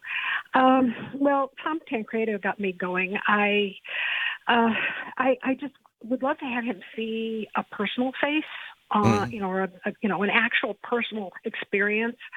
For instance, my terminally ill husband, I had to take to the DMV, even though it was very difficult for him to get out, to stand in line so that he could get his ID so he could vote, because he really wanted to vote. And last year, I helped with absentee voting, early voting, at our public library. And I would love to have had something I could have said to the 96-year-old man who had tried to get a new voter ID but wasn't able to stand in line long enough to get it. And, of course, his driver's license and his passport were all expired, and we couldn't use that to help him vote. Yeah. And I wanted to cry. I felt so bad for him. And there have been other instances like that. There was another woman who had just moved from Wyoming to be with her son. She no longer needed a driver's license, so she had a Wyoming driver's license. We couldn't use that. This is in Wisconsin. I don't understand why an expired passport or driver's license doesn't. I mean, you were a citizen when you got it. How did you stop? Did you stop being a citizen when it expired? I don't get it. No, it makes no sense. In fact, that was another major beef I had because, as far as I was concerned, these people were already passed through the process. Right. It's a way of keeping old people from voting. I mean, that's the bottom line. Old people vote for Social Security and Medicare. Republicans don't like that, so they don't want old people to vote.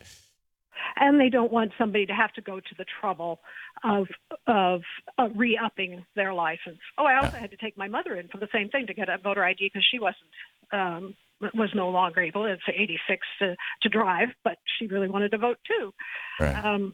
When you see it from a personal point of view, it becomes more of an obstacle than the congressman would like to admit. Yeah, I think you're absolutely right. Thank you very much for the call, Jennifer. Well said. Riza in Hot Springs National Park, Arkansas. Hey, Riza, what's on your mind? We have just a minute to the break.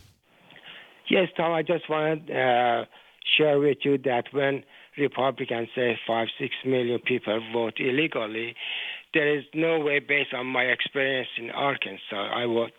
Since I become U.S. citizen, I voted in Arkansas. Mm-hmm. And in Arkansas, when is a day of voting, you go stand in line in your precinct.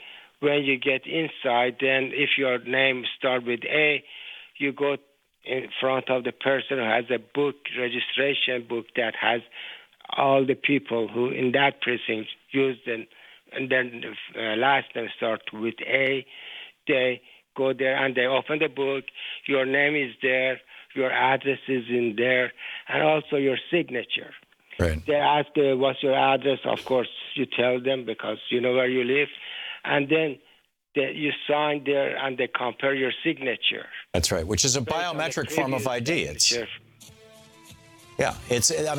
biometric identification. And this is, by the way that we've done it all across the country for probably a century. How could somebody who is not citizen and is not registered to vote illegally? I just don't understand. You're absolutely right. It's not happening. Riza, thanks for the call. We'll be right back with Victoria Jones with Talk Media News. Stick around.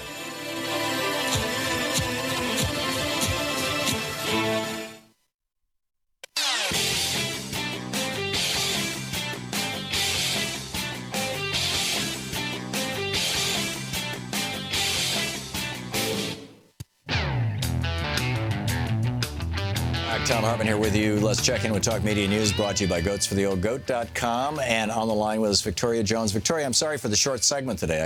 I got too long-winded and missed a break. But what's going on in the world today? That's okay. Well, the Supreme Court today gave Dwayne Buck, a Texas death row inmate, a chance to avoid execution.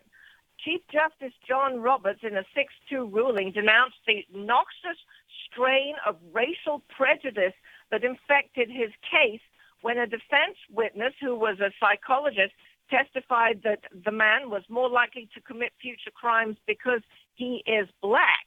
Whoa! So what happens is that basically he gets a new chance for a life sentence or a new sentencing hearing. Dwayne Buck had challenged the death sentence in Texas, and Roberts had some very strong language. He said that the Quijano, who is the psychologist's testimony, was clearly prejudicial to Buck. He said some toxins are deadly in small doses, saying the expert testimony appealed to a powerful racial stereotype of black men as violent predators. Dr. Quijano's opinion coincided precisely with a particularly noxious strain of racial prejudice And he said dispensing punishment on the basis of an immutable characteristic flatly contravenes this guiding principle. In other words, punishing people for what they do, not who they are. Right. I wonder how many people, in how many cases did that particular doctor testify, and how common that kind of thing is in Texas. I'll bet it's more common than we would like to know. Well, Texas in 2002 allowed 6 other death row inmates convicted in trials in which he gave similar testimony to get new sentencing hearings, but they objected in Buck's case. All 6 of those prisoners were again sentenced to death, and 3 have been executed. Wow. Okay. What else is up? 7 Earth-sized planets have been identified in orbit around a dwarf star, and they could potentially harbor life. And this is a tiny star not too far away. Now, it's a lengthy article from the magazine Nature. It's a dwarf star named TRAPPIST-1, about 40 light years away, which is really close. Mm-hmm. But these are planets that really could be awash in oceans of water, and these really could be actual planets with real aliens. Wow. Yeah. Cool. And they actually thought there was only 1 planet, and then they discovered 7. So we discover this. They don't know what to do. We discover this just as Republicans are defunding NASA. Yeah, it's very, very interesting. Ironic. Yeah, very, very interesting indeed. Demonstrators opposed to the Dakota Access Pipeline are gearing up for a 2 p.m. local time deadline today for a showdown with authorities. I saw a photo of teepees and tents on fire. Was that them, assuming it was real? Demonstrators burned some of the structures as freezing rain was falling this morning. They burned them themselves, apparently. Right. So, not to give them over to the state. It seems like it, yes. Yeah. Remarkable. Yes. Representative Chris Van Hollen, Senator Chris Van Hollen, freshman senator, Democrat of Maryland, said his top priority is to get Democrats and Republicans, including President Trump, to work together on upgrading the nation's infrastructure during a port tour in Baltimore. So he says he's willing to work with Donald Trump on this if it's possible. Okay. Meantime, as President Trump gets ready for his State of the Union next Tuesday, Hispanic political leaders plan to meet in Washington on that day to draft a strategy to counter his agenda, particularly his immigration crackdown. Okay. Also, a fight has erupted inside the Trump administration between Attorney General Jeff Sessions and Secretary of Education Betsy DeVos over the order that would rescind protections for transgender students in public schools. Oh, that's interesting. And the anti-transgender, I'm assuming, is Jeff Sessions, and the pro-transgender is Betsy DeVos? Really? Betsy DeVos, she was uncomfortable with it. She also wanted protections for bullying in the order. And he fought her. Trump sided with Sessions, and according to Sean Spicer, whatever the draft or the order is will come out later today. So we don't know what it's going to be. But yes, she apparently, according to the New York Times, has been quietly supportive of gay rights for years, despite coming from a prominent conservative family that has supported anti-gay causes. That's a quotation from. Well, the reality is gay people are everywhere in pretty much every family, and eventually even Republicans figure that out. Very interesting. Yeah. Meantime, a new Politico Morning Consult poll out today finds that support for the Affordable Care Act, or Obamacare, is increasing as its repeal gets closer. In early January, 41% of voters supported the law. Now 45% of registered voters approve of the law. And when it comes to specific bits of the law, the only bit that's unpopular is the individual mandate. Other provisions are resoundingly popular. Wow. People want them. Yeah. They want and they're showing up at their elected officials' offices to tell them that. Victoria Jones with Talk Media News, brought to you by goatsfortheoldgoat.com. Victoria, thank you. Thank you. Happy Wednesday. Thank you. We'll be back with more. Actually, we've got a guest, as I recall. We've got 2 guests. Kevin Modis and Dr. David Carpenter will be here. We're going to be talking about a new cell phone technology. This could get very interesting. Stick around. You're listening to Thom Hartmann.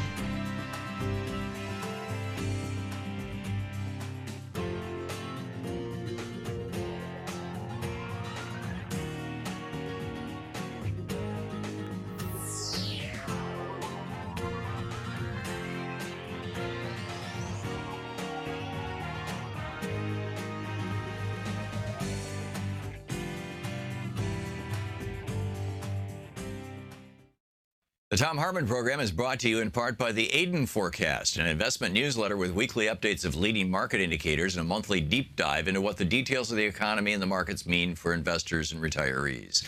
On the web at aidenmarkets.com. Wines have some of the highest pesticide levels in our food chain. This hour brought to you by ecowine.com. Pesticide-free wines, organic wines, imported from France by the Organic Wine Company, ecowine.com.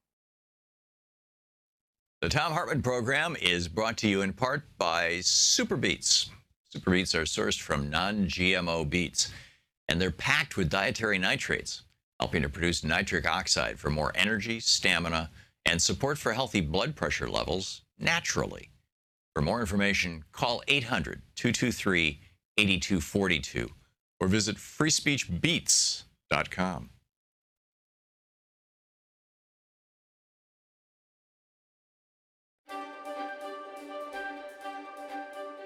It's Thom Hartmann University Book Club. Today we're reading from The Last Hours of Ancient Sunlight. This is toward the very end, and it's a chapter titled Transforming Culture Through Politics. Many think it's just to fund tax cuts and subsidies for the rich, that the multimillionaire CEOs who've taken over almost all senior posts in government are just pigs at the trough. And this is a spectacular but ordinary form of self-serving corruption. It all seems so plausible, and there's even a grain of truth to it. But juicy deals for right-wing government insiders and their friends are just a byproduct of the real and deeper war against democracy. The neoconservatives are perfectly happy for us to think that they're just opportunists skirting the edges of legality and morality. But this is far more dangerous than simple government corruption. Indeed, the neoconservatives claim to be anti-government. As a leading spokesman for the neocon agenda, Grover Norquist told National Public Radio's Mara Liasson in a May 25, 2001 Morning Edition interview, quote, "I don't want to abolish government. I simply want to reduce it to the size where I can drag it into the bathroom and drown it in the bathtub," end quote. Without a larger view, the issues of domestic spending, oil, neoconservative power plays in both major parties, the loss of liberties, anti-government rhetoric, and war in the Middle East all seem like separate and unconnected events. They're not. The new conservatives who've seized the Republican Party and who, through the Democratic Leadership Council, are nipping at the heels of the Democratic Party, are not our parents' conservatives. Historic conservatives like Barry Goldwater, Harry Truman, and Dwight Eisenhower would be appalled, although their philosophical roots go back to Alexander Hamilton, who openly argued during the Constitutional Convention that royalty was the best form of government. The neocons have always been kept to the fringe. Indeed, the Reagan-Bush revolution flew in the face of traditional conservative ideals. As John Stockwell notes in his book, The Praetorian Guard, the U.S. Role in the New World Order, Reagan and Bush were proud of their contempt for their concerns of environmentalists, with Reagan once saying, "If you've seen one redwood, you've seen them all." Their Department of the Interior under James Watt sold off minerals and forests to campaign contributors at fire sale prices, and their EPA in many cases moved from prosecuting corporate polluters to legitimizing and protecting them under the guise of regulation. Although James Madison wrote in 1792 that an important role of government was to promote a strong middle class, quote, "by the silent operation of the laws, which, without violating the rights of property, reduce extreme wealth toward a state of mediocrity and raise extreme indigence toward a state of comfort," end of quote from James Madison. That was not a sentiment shared by those in the Reagan-Bush revolution. Instead, Reagan raised taxes on the middle class and working people while cutting taxes by more than 60% for the most wealthy in America. At the same time, he bragged that he'd eliminated more than 1,000 programs for poor people and even proposed that poor school children should be content with ketchup as their daily vegetable. At the same time, the Reagan-Bush administration and later the George W. Bush administration worked hard to roll back the very individual liberties that America's founders had fought and died for. Dwight Eisenhower left office warning Americans about the dangers of the concentration of power resulting from corporations getting into bed with the military. But the Reagan-Bush and W. Bush administrations openly embraced these corporate powers, inviting them into the halls of governance and hungrily sucking at the teat of their campaign contributions. In the past, those promoting what is now called the New Conservative Agenda went by different names. The founders of America knew that for 6,000 years, civilized human beings had been ruled by one of three groups: kings, theocrats, or feudal lords. Kings held power by virtue of the threat of violence and continual warfare. Theocrats and popes held power by the people's fear of a god or gods, and feudal lords by wealth and the power that comes from throwing average people into poverty. The new idea of our founders in 1776 was to throw off all three of these historic tyrannies and replace them with a fourth way, the people being ruled by themselves, a government that derived its legitimacy and continuing existence solely from the approval of its citizens. Government of, by, and for we the people. They called it a constitutional Republican democracy. What we are seeing now in the conservative agenda is nothing less than an attempt to overthrow Republican democracy and replace it with a worldwide feudal state. The last time this happened, the feudalists took over a monarchy in North America. In December 1600, Queen Elizabeth I chartered the East India Company, ultimately leading to a corporate takeover of the Americas for the colonists that ended with the Boston Tea Party and 3 years later, the American Revolution. The corporate state partnership of the East India Company in the UK went on to conquer India, but eventually disintegrated as the British Empire faded and the British government, along with most of Western Europe, embraced somewhat more Jeffersonian forms of democracy. Conservatism raised its head again in the 20th century, revived by Franco, Hitler, and Mussolini. The Italian dictator even used the word corporatism to describe it and then later renamed it as fascism, a word defined by the American Heritage Dictionary as, quote, a system of government that exercises a dictatorship of the extreme right, typically through the merging of state and business leadership together with belligerent nationalism. The book is The Last Hours of Ancient Sunlight.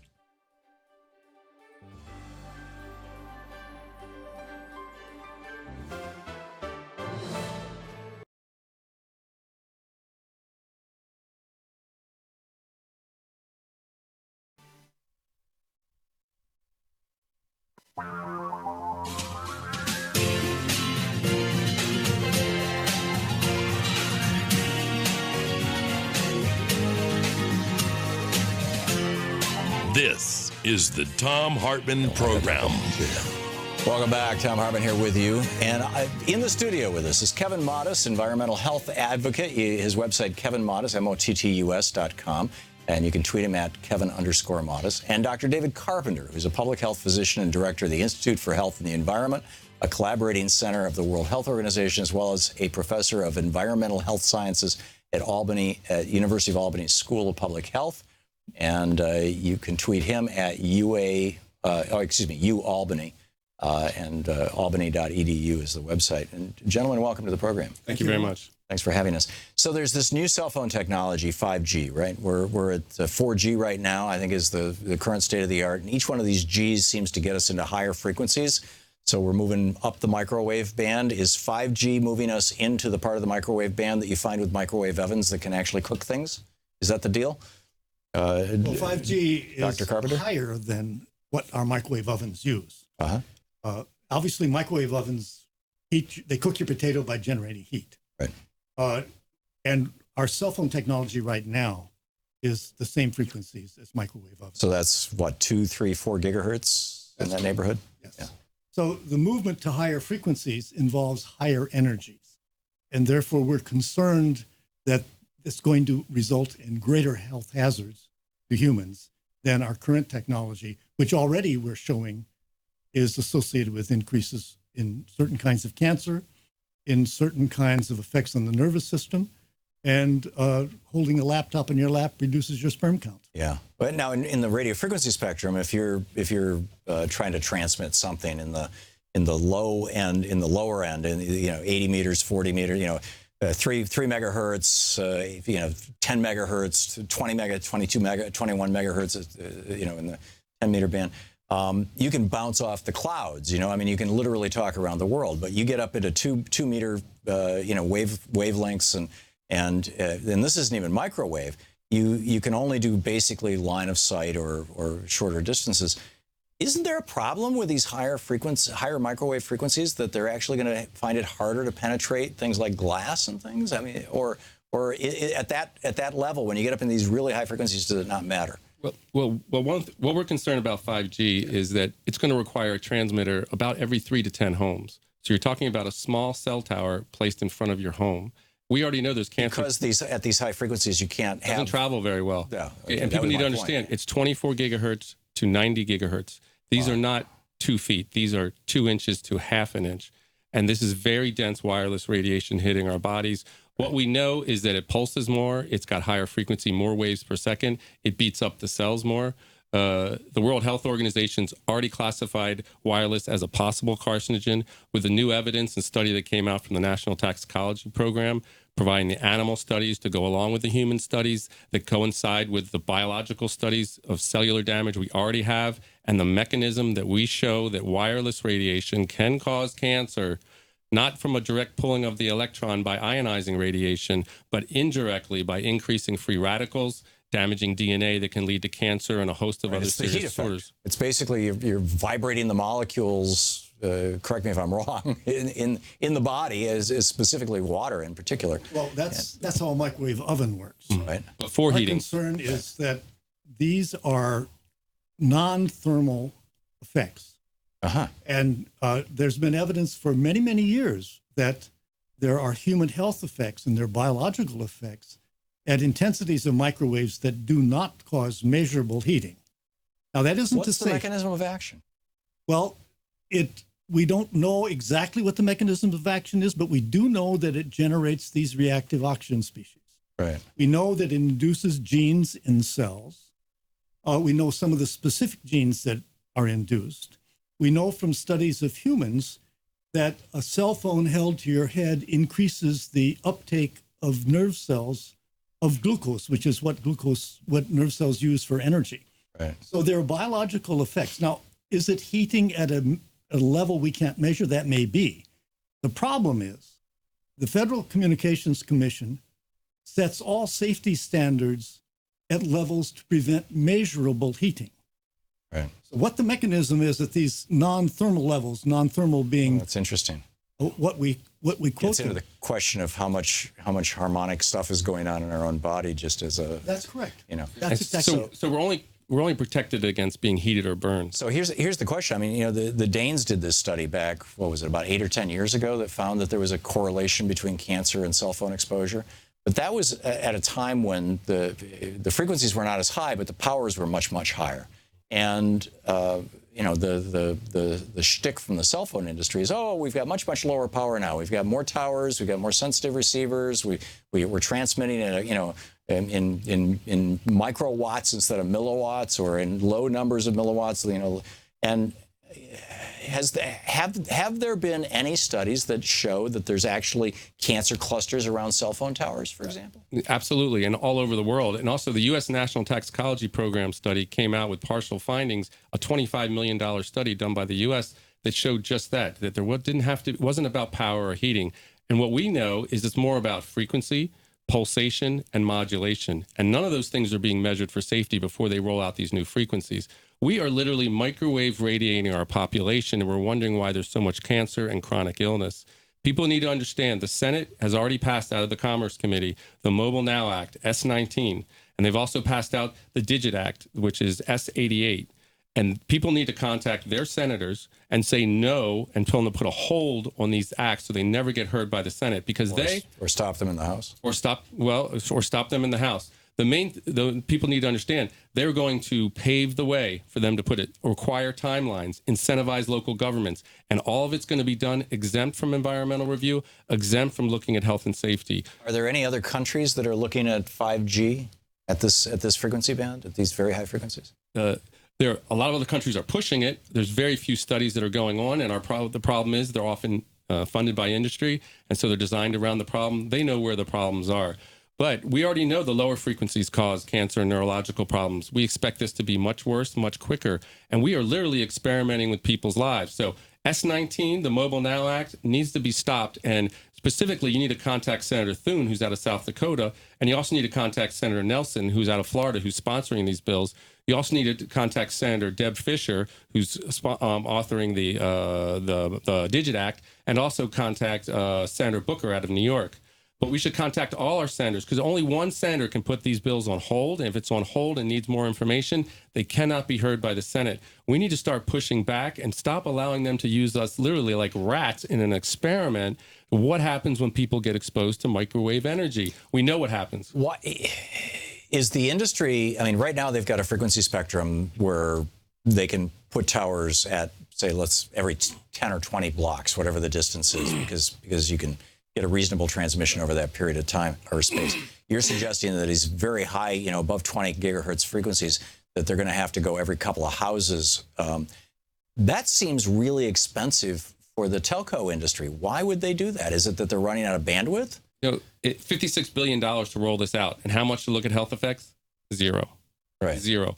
And that should disturb people. And the way they built out the whole cell tower network is by passing the 1996 Telecom Act. In that was Section 704. In that part of the provision, it says that local and state governments cannot look at health and safety. So when they put a cell tower near your house, you can go there, you can talk about, Tom, whether you like this tower or not. But I've been to these meetings, they'll say you just can't talk about health and safety because we cannot consider it in placing it. That's how they rolled these out. That's how they rolled out all cell towers and built out the network. That's how they're going to roll out these small cell transmitters. It's absolutely wrong because they are literally, legally banning you from looking at thousands of studies that will help protect our citizens. This is absolutely wrong. This is a grave injustice and people need to stand up. The Mobile Now Act, S19, the Digit Act, S88, they must be stopped. And scientists like Dr. Carpenter, you can look at emfscientist.org. For me, if you want more information or to get involved, it's WEA Now, Wireless Education Now, 7 at gmail.com. WEA Now, the number 7 at gmail.com. We need legal assistance. We need funding. We need organizational help. We need to stand up because the agencies, the federal agencies that are supposed to look out for your health simply aren't doing it. I've had their hands tied by Congress, and they've been guided by, unfortunately, representatives that are looking out for corporate interests rather than the public's taking money interest. from the industry. So what's the alternative? If you say, no, you can't go to these, above 20 gigahertz frequencies, you're going to have to stay at the microwave frequencies that we're at right now that our microwave ovens use. And they say, but we need to expand. People want more cell service. People want more data. At higher frequencies, can they embed more data in the? But understand it. It's the frequency. Wired connections, fiber optic to the home, and then wired connections in the home is the safe solution. No microwaves, go back to no old-fashioned problems. phones. No, go back to fiber optics. Was not old-fashioned. Use wired connections. Well, I don't mean old-fashioned wired phones. And test the frequencies before you release them on the public for this oxidative stress that's been shown to damage cells. So do you not carry a cell phone? I don't carry a cell phone, and by golly, I use a wired line. I use a wired connection to the internet. It's faster. It's more secure from being violated. And on the phone line, people can hear me a lot more clearly, and my phone doesn't run out of power. Yeah. So that's what we should be doing, using wired connections in addition to mobile to maximize our benefits while minimizing our structure. Now what we're doing is maximizing people's exposure from young to old in schools, now in all environments, from home, school, and outside of school. And now close up to our home, and now low frequency and high frequency. We are absolutely and completely and thoroughly microwaving our population. This is reckless at best. This is absolutely harmful and criminal in reality. Right. Dr. Carpenter, if somebody wants to see the actual science on this, where do they go? Well, I was the co-editor-in-chief of the Bioinitiative Report. Go to www.bioinitiative.org. It's an encyclopedic review of the literature showing harm. There are many other sources. I would be happy to send copies of studies I've done. Just email me at dcarpenter@albany.edu. The science is very strong, and this National Toxicology Program is very important. This was a government study demonstrating that if you exposed rats to current cell phone frequencies, they develop the same brain tumor that humans develop if they use a cell phone held to their head. I always wondered about Teddy Kennedy, because he constantly, when those early phones came out that were really cranking out the juice, he constantly had one to his head. Exactly. Nobody has pursued that, but I have had information that he used a cell phone very, very regularly. He had the same kind of brain cancer that's most glioma. associated. Right. Neoblastoma. Neoblastoma. Thank you. And another website is saferemr.com out of UC Berkeley School of Public Health. They've been following the research worldwide. So people should look at that also for more information. Yeah. There's just huge amount of information. And our concern is that the regulating agencies, particularly the FCC, ignore it. They set their standards based on this measurable heating. Right. When you have thousands of studies of human health, of animal health, of cellular effects. But there's another mechanism at work. There's another mechanism.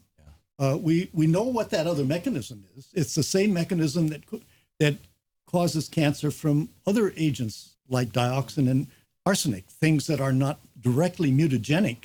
They don't directly damage DNA, but they are known human carcinogens operating through this mechanism of free radicals, oxidative stress. Mm-hmm. And so people need to wake up. Environmentalists need to wake up. These these small cell towers are coming to your neighborhood.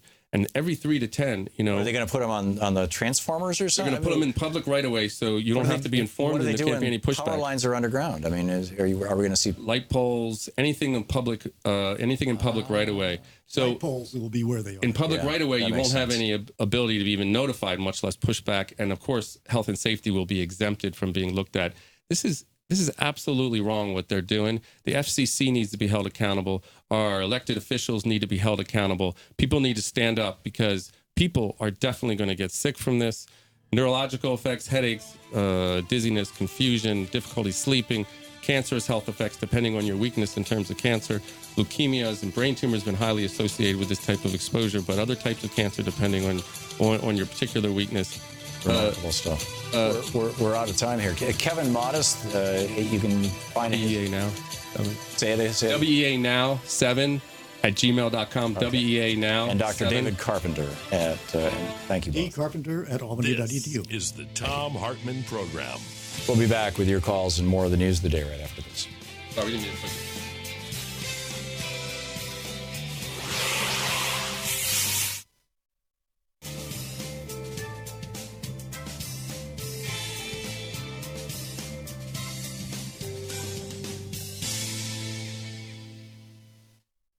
And welcome back. Thom Hartmann here with you. And Gary, watching Free Speech TV in San Leandro, California. Hey, Gary, what's on your mind today?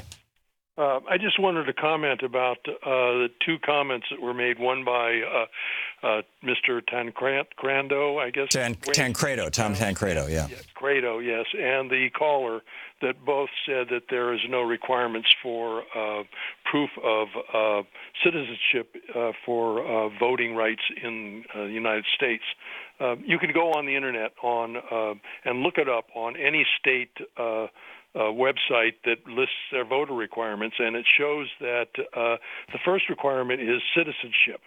You either have to prove it with some paperwork or your birth certificate or a legal paperwork that shows you're actually a legal citizen of the United States.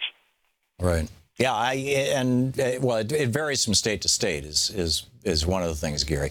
But I find it ironic that in North Dakota, one of the whitest and one of the most Republican states in America, they have same-day voter registration, and basically all you have to show is a utility receipt.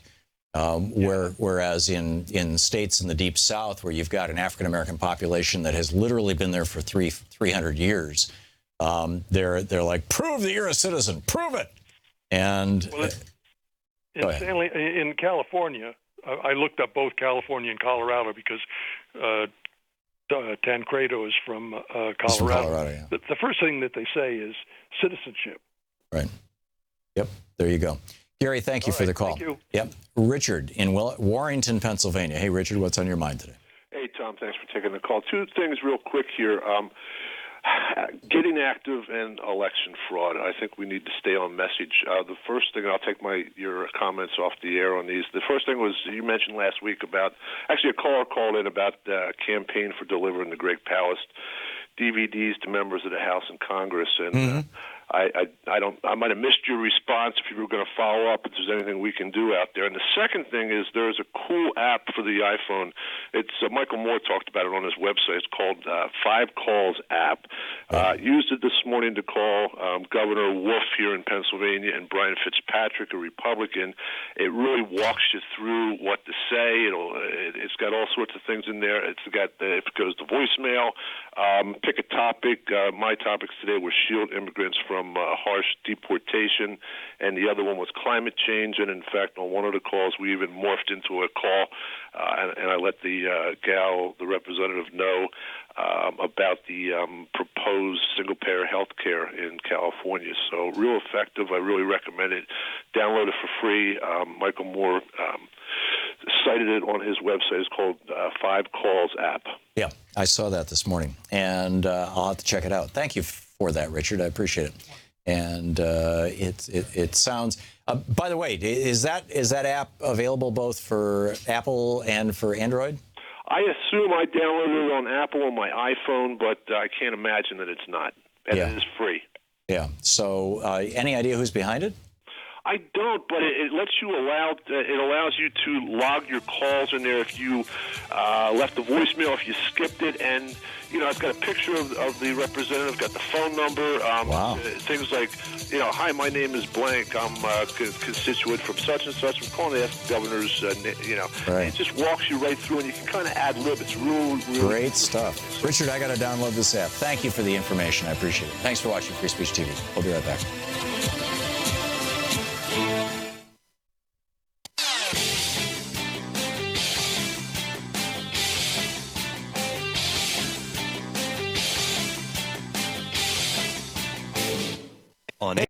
This year's election results have generated fear, sadness, and despair. In the days and months ahead, our democracy may face a crisis of historic proportions. But there is good news. There is good news. There is good news. Thousands of people are stepping forward in solidarity, resistance, and resolve. We join them. We join them. We join them. In standing with the most vulnerable communities among us. Those most likely to be targeted by new restrictions and policies. We will tell their stories here. Here. Here on Free Speech TV. We will lift their voices here. Here on Free Speech TV. In the difficult times ahead, know that we will be with you 24 hours a day. Every day. You are not alone. You are not alone. You are not alone. There are millions of us. Raising our voices and hearts together as one. We've got your back. We got your back. Free Speech TV's got your back. The revolution is in progress.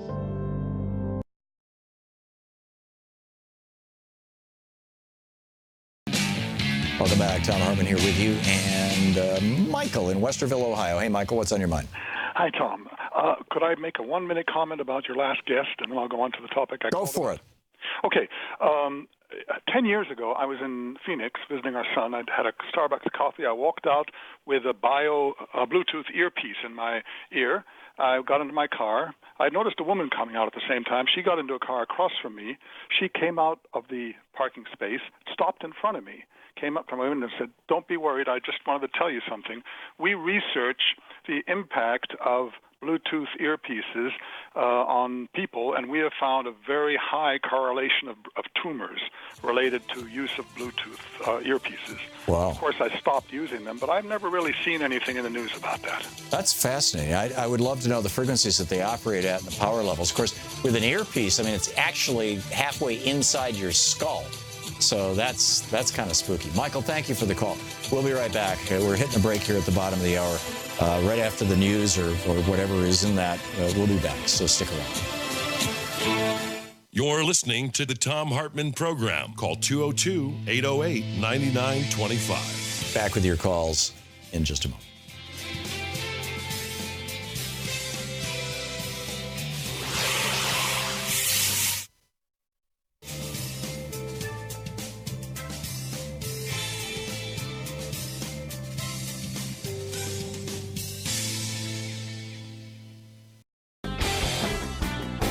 If you define ISIS as a group of Wahhabist, Salafite militants who subscribe to the Wahhabist strain of Sunni Islam that has been promoted aggressively since the 1930s by the government of Saudi Arabia, where they're exporting it all over the country. They're funding madrasas all over the country.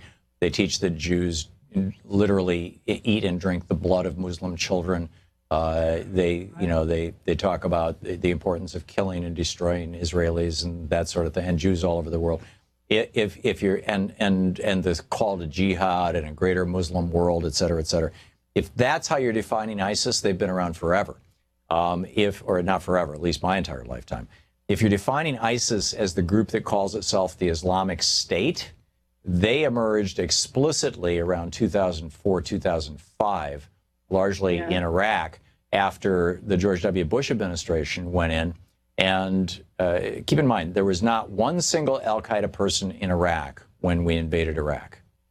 But because Paul Bremer and Donald Rumsfeld principally, and Cheney and Bush apparently, but apparently this was Bremer and Rumsfeld and Wolfowitz, this group of libertarians, and they believed that if you got government out of the way, you would have a wonderful society.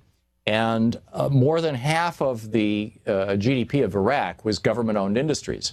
You had government-owned, tire factories, government-owned steel factories, government-owned cement factories, government-owned businesses. And you had to be a member of the Ba'ath Party in order to get a job, which was the non-secular, non-religious socialist party that Saddam Hussein ran. And so just a couple of weeks into the war, after the war was successful, after we took down, because the war only lasted a couple of weeks, and then the occupation began. And when the occupation began, Bush sent L. Paul Bremer over to Iraq, and they shut down all of these government-owned businesses, fired everybody. They shut down the Iraqi army, which was 500,000 men, and it was the largest employer in Iraq. And you had to be, again, a Ba'athist Party member to be in the army.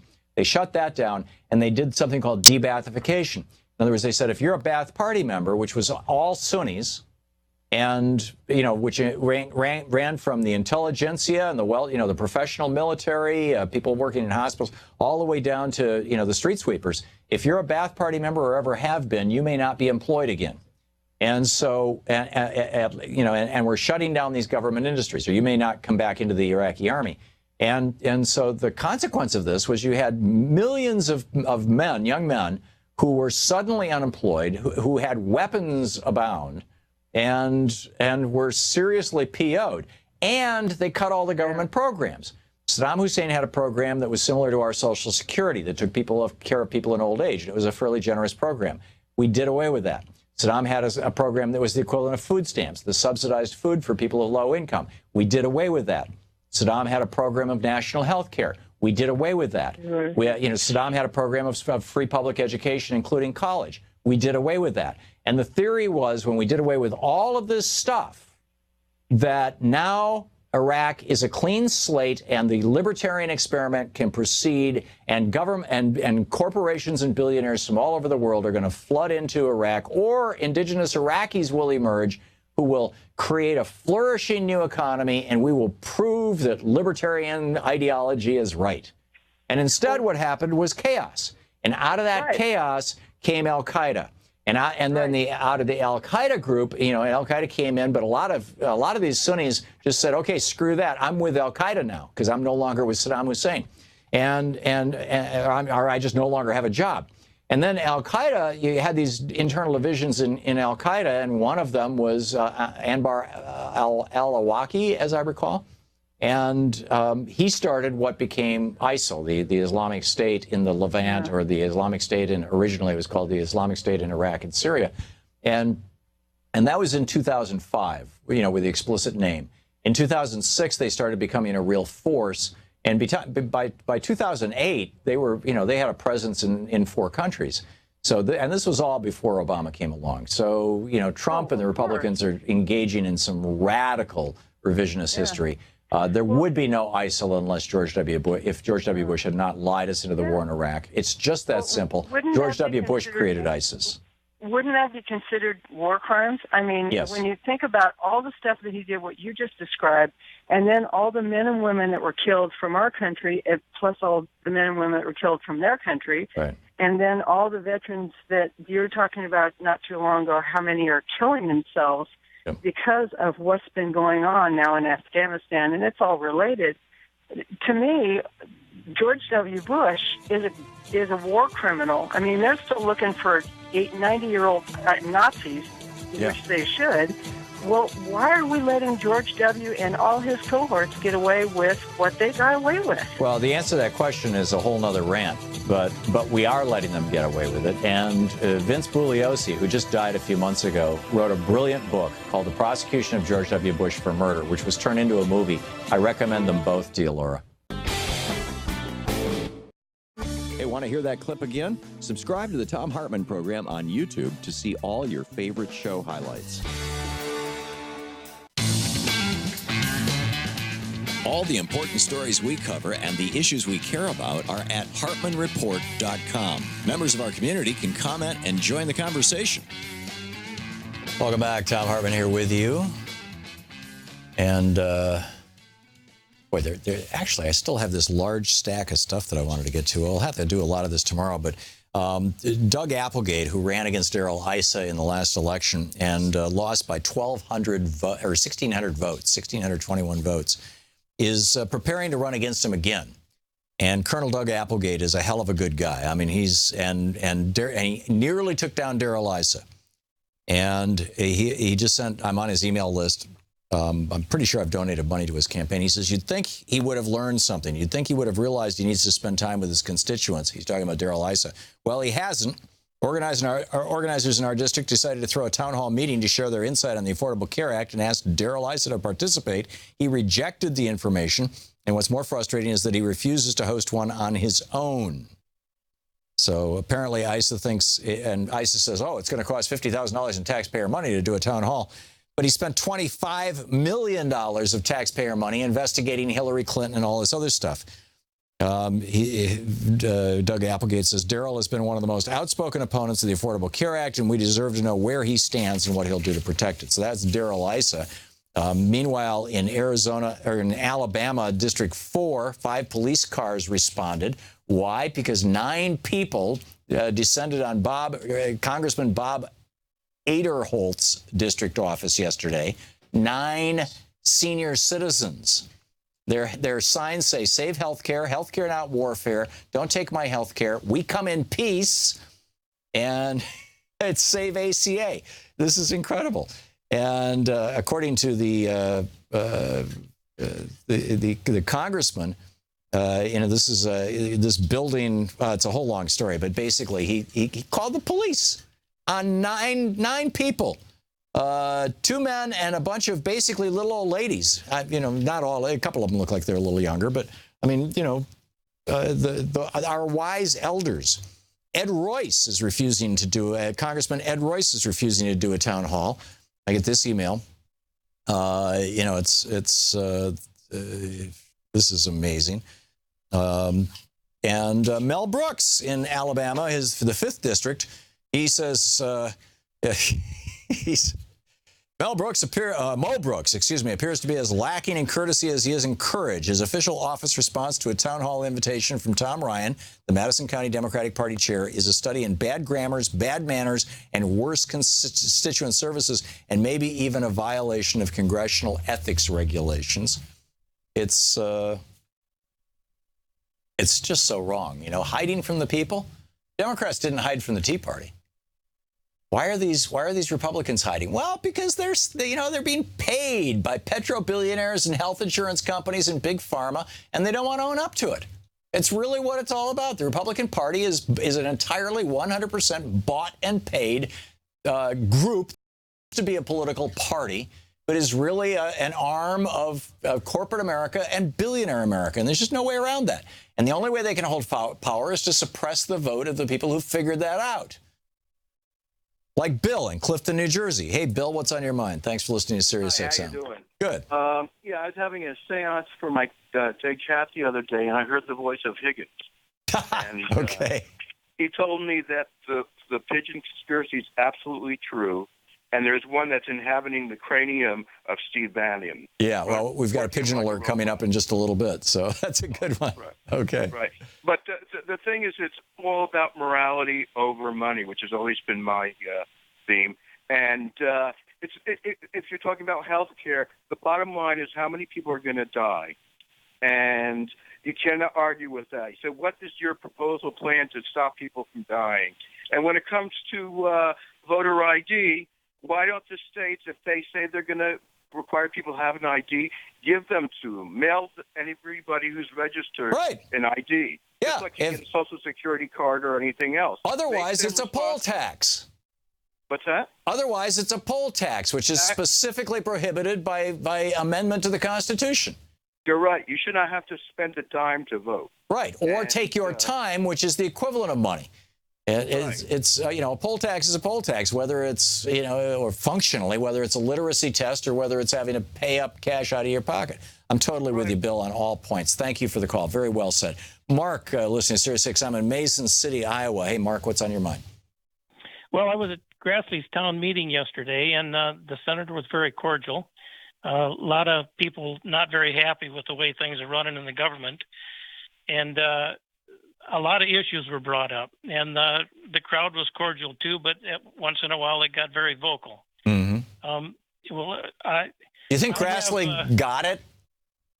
I think he got it. Yes, Senator Grassley is not the candidate that started out in 1958 that he is today. He was a total different person, and I think it's got a lot to do with the big money in politics and the people that are driving this economy. The entire Republican Party bears no resemblance to 1958. That was my dad's Republican Party. That was Dwight Eisenhower's Republican Party. Dwight Eisenhower wrote to his brother Edgar, who wrote to his brother Edgar that any politician who thinks that he can destroy Social Security is stupid. Well, the people that were on that at that town hall meeting were very knowledgeable of what they were talking about to the senator. Yeah. And just for an example, I'm on Medicare. My Medicare costs me $104.60 a month, and my Subpart B $131.60. My Part D for pharmaceuticals is $35.10. That's $267.30 a month, or $3,207.60 annually. Before I retired, my health insurance was costing me about $700 a month, and when I got off of it, my wife's through my employer, my wife's insurance was at the last time when she retired last summer was about $650. So, and last year I had a knee surgery and I had a new heart valve put in, and my copay for that was less than $1,000. Yeah. So if everybody could have that same annual cost of $3,207.60, wouldn't this be a wonderful world? It would. It truly would. And that's why we need a public option at the very least, and we need Medicare for all at the most. Mark, thank you for the call, and thanks for sharing your story with us with all that detail. Deborah in Perth, Australia. Hey, Deborah. Oh, no, I'm St. Paul, Minnesota. Oh, okay. Are you? I'm not sure why that comes up. Yeah. I'm sorry. I have 2 points. I don't know if I can get to fake news. But anyways, regarding voting fraud, I was just thinking, could we link taxes and voting together so when we pay our taxes, that's when we vote? The problem is that there are a lot of people who don't pay taxes. They're making so little money. But they do have to file a return, and their income does get reported. I think, though, that connecting the IRS to voting, I mean, what about retired people? What about, shouldn't literally homeless people be allowed to vote? They're citizens, they're constituents, they have needs. Shouldn't people who are so poor that they can't, you've got a bad economy, you got people who literally can't find work, that should not prevent them from voting. So I would be very worried about tying the IRS to the voting. Yeah, just a thought. I agree with you. So you had thoughts on fake news? Yeah, I was just thinking, we elected a game show president, so maybe we should have a game show saying this is fake news and this is factual news, and then you have a game show kind of like Family Feud, and then Alec Baldwin could host it. Maybe it would inform people, you know. There you go. Yeah, there's a lot of possibilities, Deborah, and probably Saturday Night Live will pick your idea up and do a segment with it at the very least. Deborah, thank you for the call. Thanks for watching us on YouTube. We'll be back. We're coming up on 16 minutes before the hour. Stick around. You're listening to Thom Hartmann. Visit thomhartmann.com for audio and video archives. Back with more of my thoughts, the news of the day, and your calls right after this.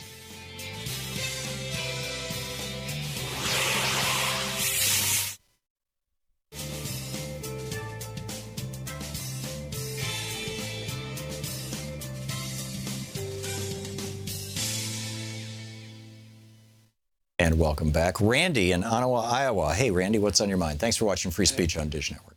Hey, Tom. It's springtime in February here in Iowa. Yeah, it is here in D.C., too. It's 70 degrees today. I had a couple little deals. One of them was on the immigration. I wanted to put a little support behind what you had said about it. It's corporate exploitation earlier in the show. And that was, there was a guy on from Newsweek, and he had gleaned his facts from Pew on his immigration numbers. Mm-hmm. And he said that it showed a large influx, a wave in the late 90s. And then as the 2000s came and the recession came, then it came almost to a stop. Well, it actually reversed for a while after 2008. I mean, you had people leaving the United States. Correct. And the thing is that this was where corporate Democrats and corporate free trading Democrats and free trading Republicans turned a blind eye to this and allowed this to happen, and it destroyed unions and kept a living wage, or the natural escalation of hourly rates for wages, kept it abnormally low. And the blind eye was the result of Democrats taking money from the same big corporations Republicans were, and that was the result of Al Fromm and Bill Clinton putting together the DLC. And that's the poison inside the Democratic Party right now that, in my opinion, needs to be purged. Yes, sir. I have one other question about, you were speaking about getting your, mentioned here, it's been a month ago or so, about getting some of your books into libraries. Mm-hmm. And I would like to, if you had to put together a package, I mean, what would Jefferson say, and the Hours of Last Sunlight, Ancient Sunlight, some of these books that are in hardcover, what kind of a package could you put together for me to buy, to donate to my library? And I'll find out if I can do that. I've talked with my agent about this in the past, and he has. The problem is that I have so many different publishers. I have, Hachette and Random House, and in fact, I'd have to look at all the books to see, Underwood, BK. There's just all these different publishers who are publishing my books, and so I'd have to, you'd have to buy one from here and one from there. I mean, if you go to, Amazon. As much as I don't like promoting, the giant behemoth there, you can plug my name into the thing and it'll come up with some books. But well, I would only want to do hardcovers. Well, the way to get it into library, the hardcovers are available for many of the books, although typically the hardcover is only available the first year after the book is published. But you can buy used copies. But usually, if you simply go to your library and say, I would like to take out a book by Thom Hartmann, I'd like to take out this book, Screwed, for example, I'd like to take that book out, and they'll say, well, we don't have it. And you say, well, would you please get it for me? And they do it. Oh, really? Yeah. You don't need to give the library the book. All you have to do is ask them for the book, and they will buy the book at a library discount. They get an incredible discount from the publishers. And they will buy the book, and it will be on the shelves after you return it. Very cool. So try that. Thank you, sir. That's the way to do it. Thanks a lot, Randy. Good talking with you. And we'll be right back. Stick around.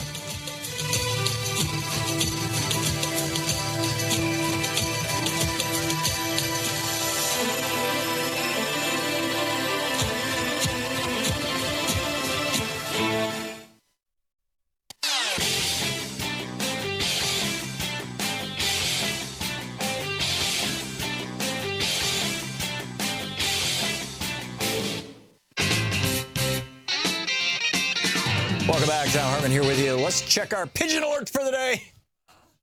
Look, up in the sky. It's a bird. No, it's a plane. We are autonomous robotic organisms from the planet Xenu. And now, there you go. Story it's a about pigeon a alert. See, it's amazing. This was in the London Underground, the Tube, the train in London, where a pigeon hopped up on a woman's purse and got a free ride. See, they're no dummies. They're actually robotic spies from the planet Xenu.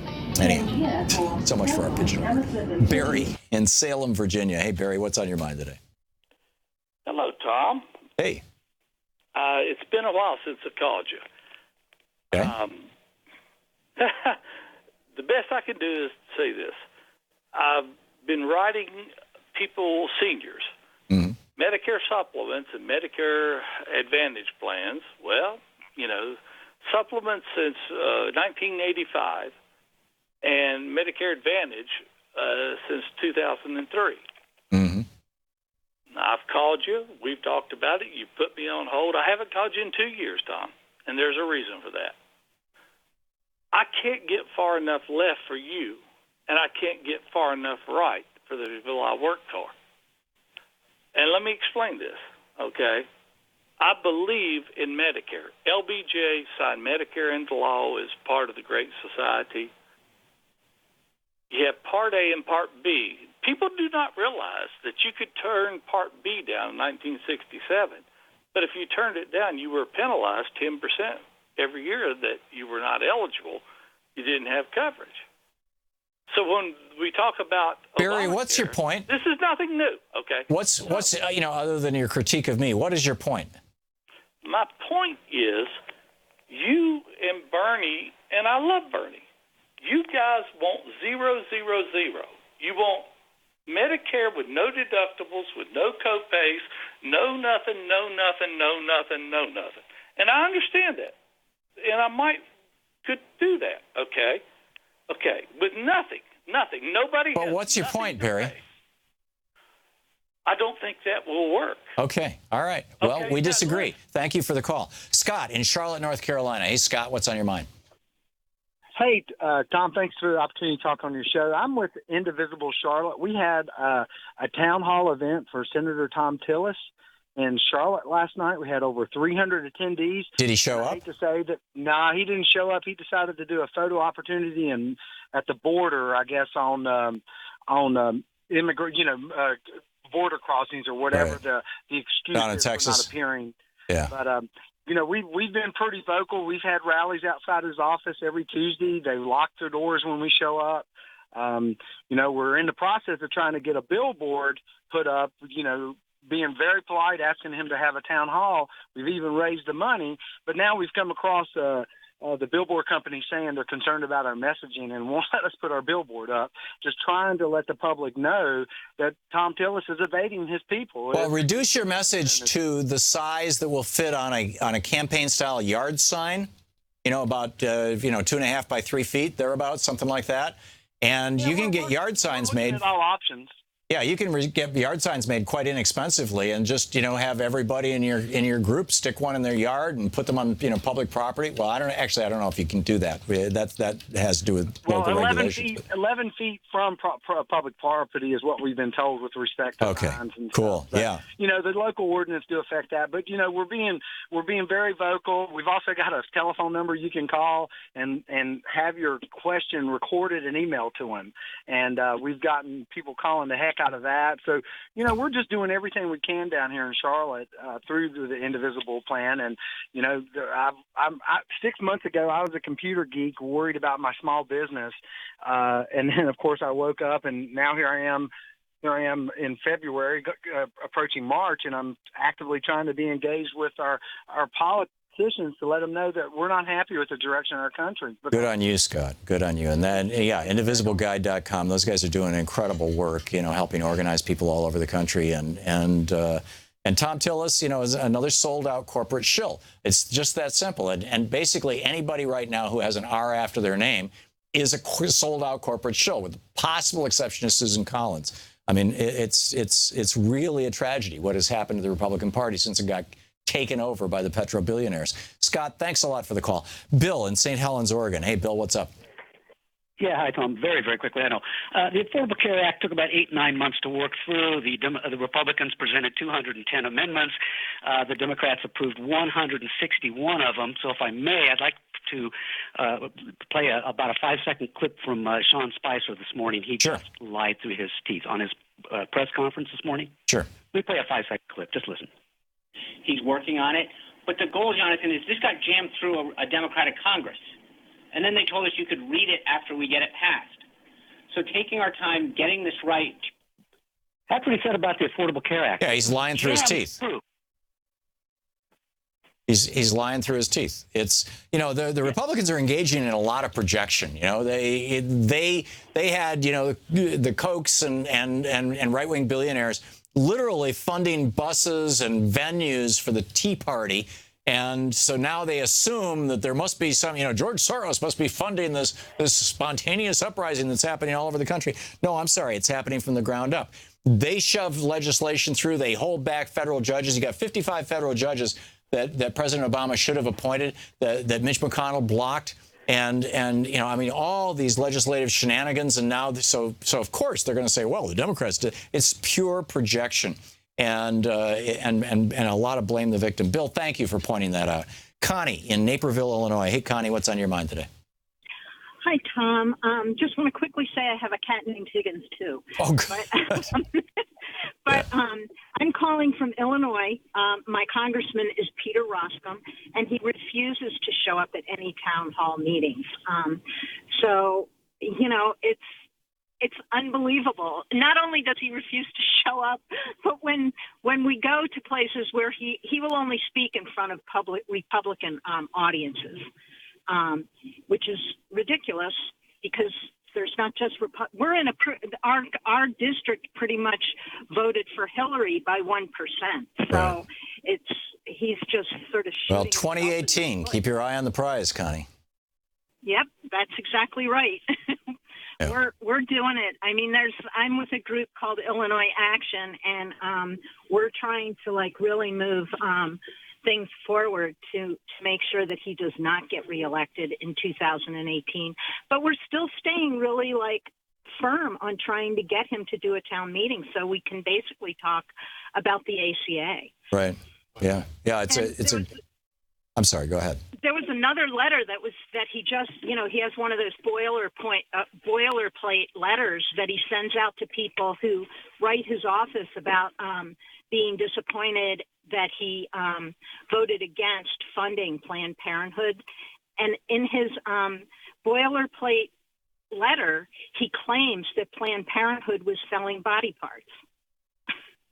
So this is a guy, another politician who watches Fox News and believes the lies that are on Fox News. Right. That's exactly right.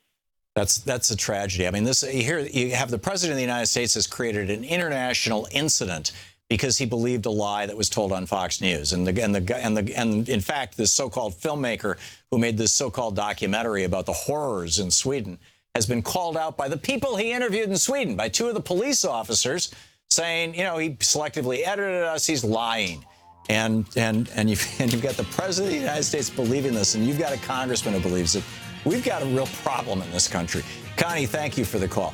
We'll be back with, we won't be back. It's the end of the hour. Jeez, it's the end of the show. I was thinking, geez, we're hitting a break. Anyway, thanks so much for being with us today. We will be back tomorrow, same time, same place. And Call 5, the app, it's worth checking out. From everything I'm understanding, I'm going to do that myself today, and I'll report back tomorrow. And in the meantime, don't forget, democracy is not a spectator sport. It requires you. Tag, you're it. We'll see you tomorrow.